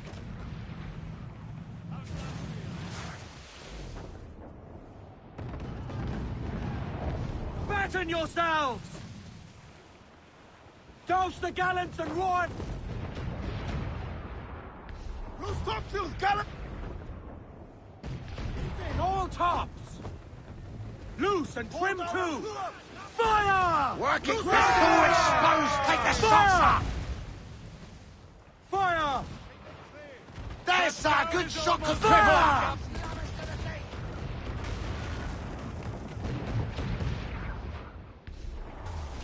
Fire! Look, Captain, a well-placed shot! Fire!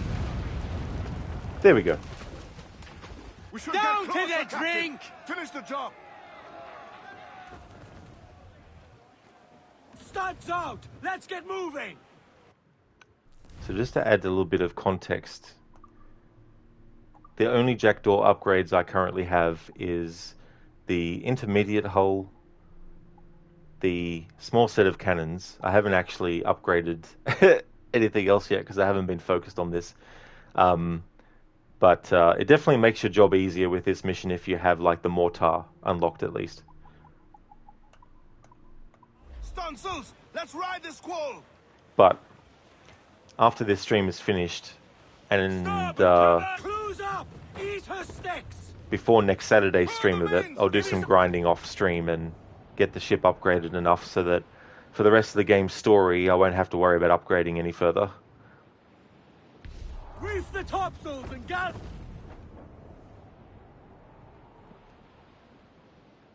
Douse the royals and tops! Studs up with a will.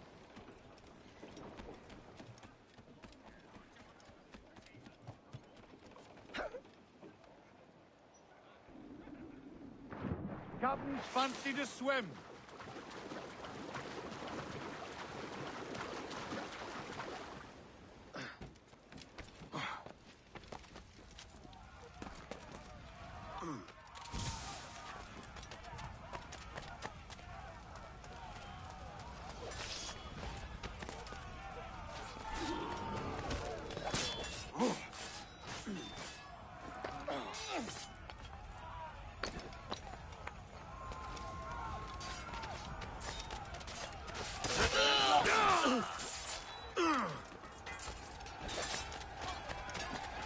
tengo en mi línea de tiro.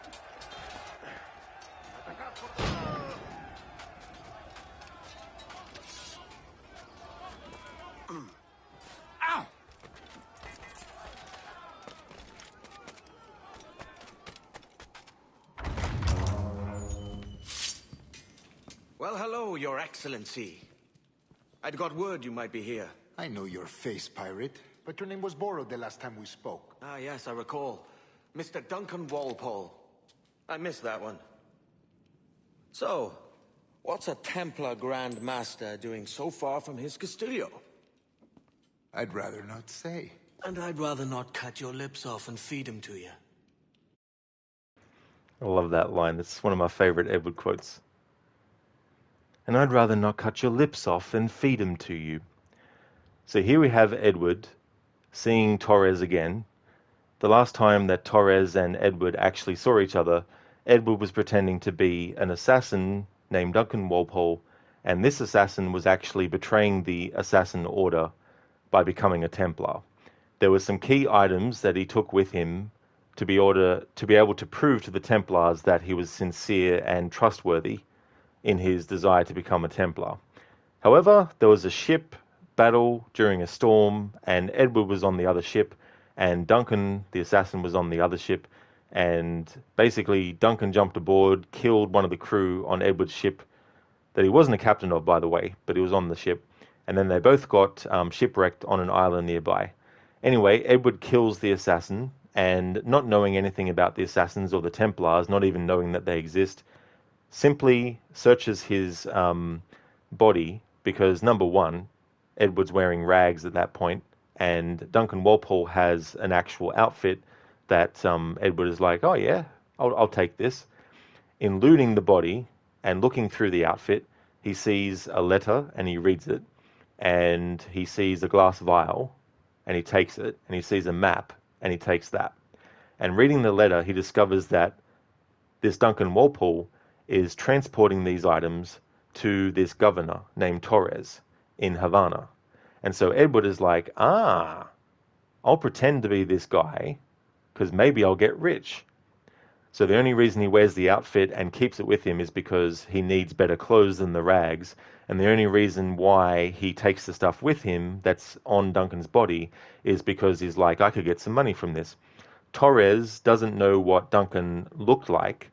So Edward was like, okay, he won't know that I'm not Duncan because he doesn't know what Duncan looks like. Fast forward to Havana, Edward meets with the governor, but first he meets two other Templars, or would-be Templars, who are about to become officially Templars. And one of them, Woodes Rogers, when meeting Edward, who of course is pretending to be Duncan, mentions the fact that his wife, years ago, met Duncan at a ball or something and had described him as being devilishly handsome, and then he follows it up with an obvious lie to stoke my jealousy. So Edward was lucky that in that moment Woodes Rogers didn't doubt that he wasn't actually Duncan. So anyway, Edward eventually meets Torres, who thinks that he's actually Duncan still. Fast forward a bit further, he finds out that Edward isn't Duncan, and Edward is like, but hang on, I gave you what Duncan was going to give you. Surely that means that you're going to let me go, right? And they're like, yes, you did give us what he was going to give us, but you also killed him, and he was also important to us. So we're going to put you on the treasure fleet ship. So they do that, and that's where he meets Adewale. And it's funny because before getting thrown on the treasure fleet ship, they ask him what his name is, and Edward responds with, it's Captain Piss Off, as a joke kind of thing. So that's why I put that in there as a command. There was also a playthrough I did once where I named that save file, Captain Piss Off. But anyway, they're meeting again now, and now that obviously Torres knows that Edward is alive, that's why he says, we met under a different name before. And that line, and I'd rather not cut your lips off and feed them to you, is definitely one of my favorites as well of Edward's.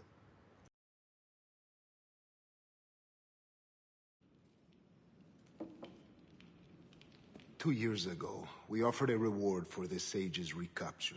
Today, someone claims to have found him. This gold is his ransom. Who found him?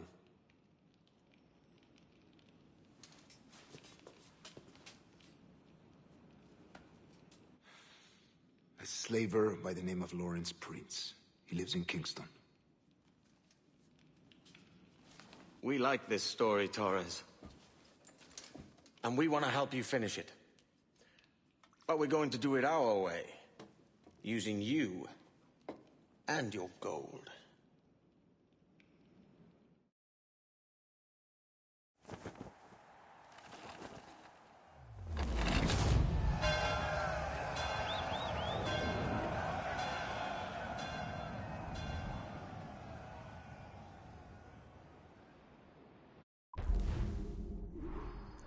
Having the music turned off as well, it's very interesting what parts of cutscenes they didn't actually worry about doing sound effects throughout the whole thing. For example, there might be a point in the music where it slightly goes a bit louder than a certain action being done in the cutscene. So for that moment, they don't put a sound effect in there for whatever action's been done. So for example, if a character's walking somewhere, they might put the footstep sound in to a certain point, but there might be a point where they want the music to sort of like go a bit louder.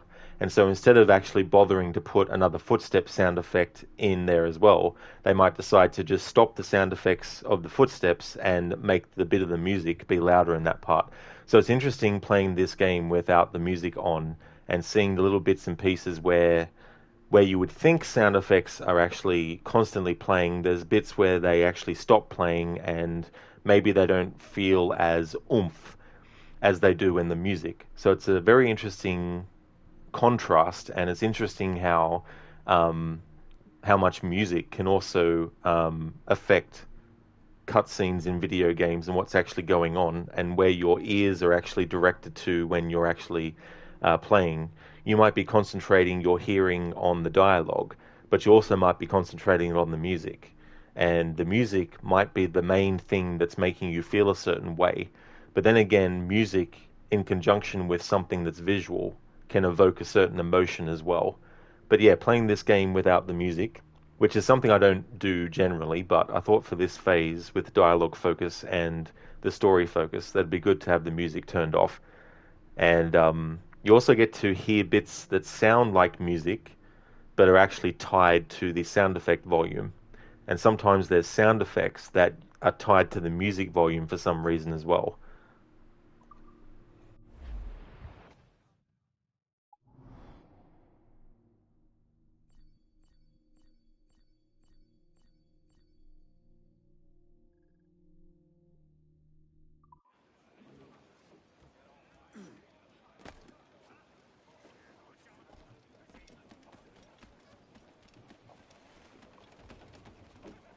Captain's home! Let out some sail!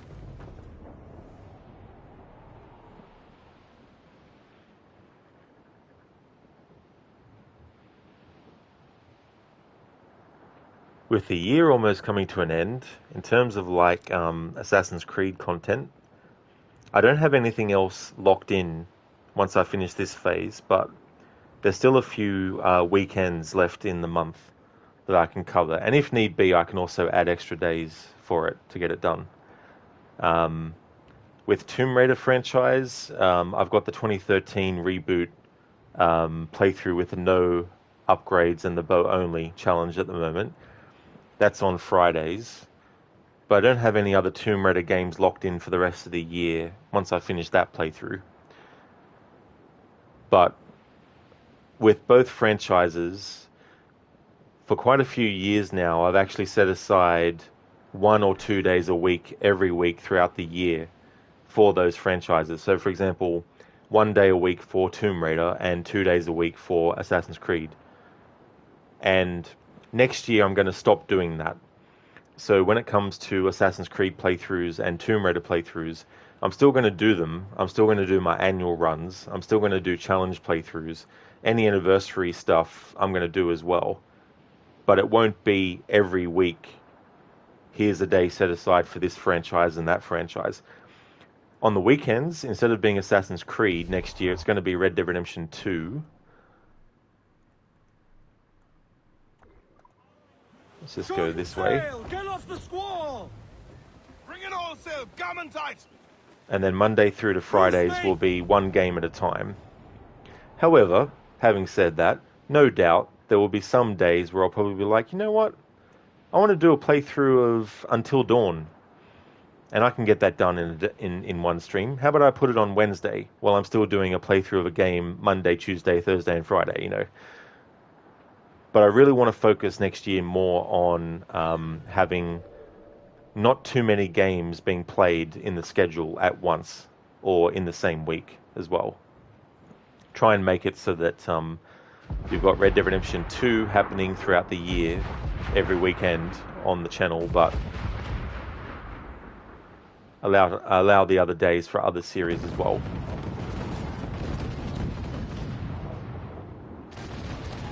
Zom, during your current playthrough of Black Flag, you've been prioritizing ship upgrades when you can, but keeping in mind to try and keep around 5,000 available, as you'd prefer not to have to grind getting in-game money to get the story prerequisite item, the diving bell.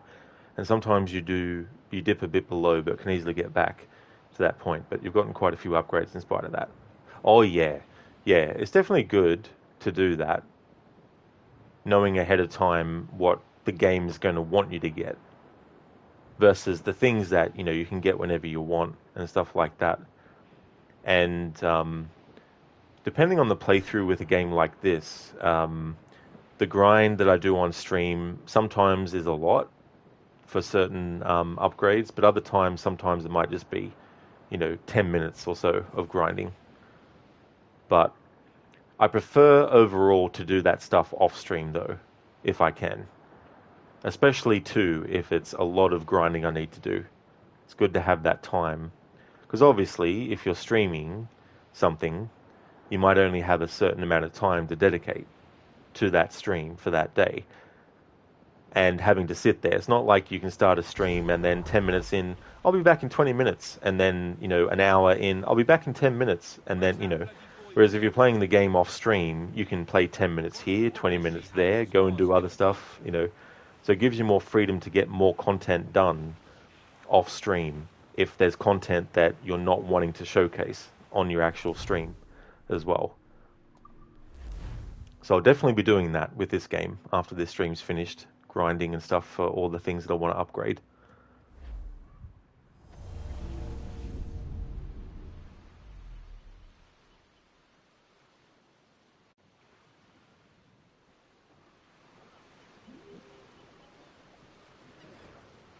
Okay, so we've unlocked Kingston as a location. Okay, so my voice is kind of getting wrecked.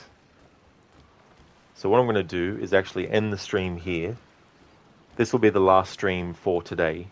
I mean, technically in Australia here, it's the next day already, but the next stream that you'll see from me is to be determined still, because I haven't actually figured out. I've got a few in mind, but I don't want to say what they are just in case some of them fall through or one of them fall through and stuff like that. But I do have some candidates of what will be the Monday, Tuesday, Wednesday and Thursday game this week. But I could also decide to do another stream with this, but I just don't know. So to err on the side of caution, if you do see me streaming this again, it's simply because I've decided to do another stream of it on Monday. But if you see me streaming something else, then you know that I've decided on something different. And that something different will most likely be the Monday, Tuesday, Wednesday, and Thursday and Friday game as well. Well, the Monday to Thursday game, sorry, because I've got the Tomb Raider games on Friday. But this is where I'm going to end this stream. And I'm going to end it this time. I've been doing something new for the channel where I'm doing my streams in chunks. Because usually I do streams like 8 hours in a row in the one stream session. And for people watching the VOD later, sitting there for 8 hours is probably less of an enticing thing than sitting there for maybe, a 3-hour stream or whatnot. So when I export my VODs to YouTube, I'm trying to keep them with at least, at the very most, under 5 hours. At the very least, more than 2.5. But sometimes I end up going a bit longer. Like yesterday, there was a stream that I wanted to do in under 3.5 hours. And then 4.5 hours later, I was like, oh shit, it's almost 5 hours of stream time. So this stream is going to be the final Black Flag stream for what is probably still Sunday for some people around the world who might be watching, but for me, it's actually Tuesday. It's already Monday for me here. Let's go to the main menu.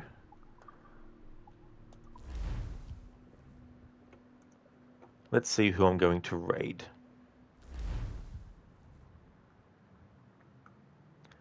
To keep the Assassin's Creed action going, Shillerlock is a streamer who is a big fan of Assassin's Creed, and they're doing Assassin's Creed 2. I know that a lot of the audience for Ginger Perks is also a fan of horror stuff. Shillerlock also is a fan of horror, and most recently he did a couple of playthroughs of Dark Pictures' Devil in Me. He usually with those games does a first run where he usually does a first run of a Dark Pictures game when he's playing it for the first time, where he tries to save everyone, and then in the follow-up playthrough he tries to kill them all off as well. So he's done a playthrough of that Dark Pictures games where he saves all the people, and then one where he kills them all off as well. So that's where we're going to raid out to. But before we do, just want to give some shout-outs.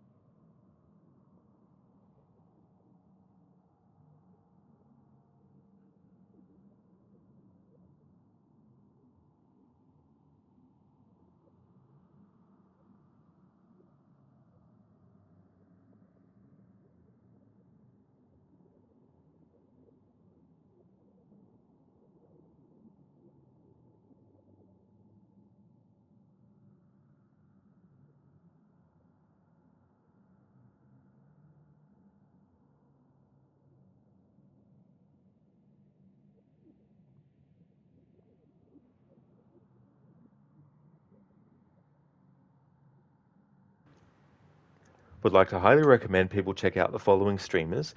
Lucinda is doing a playthrough series of Assassin's Creed, currently on Assassin's Creed Odyssey. We'll also be playing through Assassin's Creed Valhalla as well as Mirage. The majority of these playthroughs that she's been doing of Assassin's Creed have been first-time ones, with the exception of AC3, which she had already played years back, so she did a second playthrough of that, but all the other ones have been first-time playthroughs. Also a big fan of the Resident Evil series, does yearly marathons of those games, but also does streams of those games outside of a marathon setting as well, doing different kinds of approaches and playthroughs, and also a fan of the Last of Us series as well as the Evil Within series. Crooked Isles is a big fan of Assassin's Creed as well. He's doing a series run where he's doing no HUD for all the main entries in the game. But also he can't fast travel at all in any of the games, and he's also got a limited amount of times he can look at the in-game map to find out where he needs to go. And if an hour passes and he hasn't checked the map, it means he gets to save that one map look. And if he gets past 2 hours without looking, he gets 2 map looks, etc., etc. But that only lasts for the current Assassin's Creed game that he's on. If he has 5 map looks, for example, left after finishing one game, he can't carry those over into the next one. So he's doing a very unique immersion kind of playthrough with the Assassin's Creed series. He's also doing a playthrough of Cyberpunk 2077, almost finished that one as well. It was his first time playing through that. And he's also a fan of the Red Dead Redemption series as well as GTA also. He also plays sometimes multiplayer games like Rocket League and FIFA Street, and is definitely another great streamer to check out. Mr. Gote is playing Mortal Kombat 11. He's also a fan of the horror series Outlast, as well as supermassive horror games like Until Dawn, the Dark Pictures series, and The Quarry. Ginger Perks, for those who didn't come in with the raid, she's a streamer who is also Australian and has been playing through Alan Wake 2 for a first-time playthrough, is also a big horror fan as well, and is also playing through the Assassin's Creed series. The current one that she's been doing is Assassin's Creed Mirage. Also a big fan of the Dark Souls series, so plays through those too. And the main genres that she's a big fan of is horror and RPGs. I highly recommend checking out AC as well. He's doing Dead by Daylight. He's also a fan of the Dishonored games, so he's been doing streams as well of Dishonored 2. Amateur Tech is playing through the Tomb Raider series, currently on Tomb Raider Chronicles. He's also going to be playing all the other Tomb Raider games, the mainline entries in the series. The other ones that he'll be doing after Chronicles is Angel of Darkness, Assassin's Creed Anniversary, Tomb Raider Anniversary, Legend and Underworld, and the 2013 reboot and Rise and Shadow of the Tomb Raider as well. Carbon is also highly recommended. He's playing Assassin's Creed Black Flag at the moment. He's also a fan of Pokemon and streams Pokemon, but also he's working in game development as well, and so he does some game programming streams as well. And also highly recommend people check out Leblinski as well. Has been playing through Need for Speed Heat. So highly recommend checking out all those streams if you haven't before. We're going to go and raid Schiller Lock. Here's a general raid message. Here's one with some free follower emotes included. And I'm going to throw one in for subscribers as well in chat in a moment.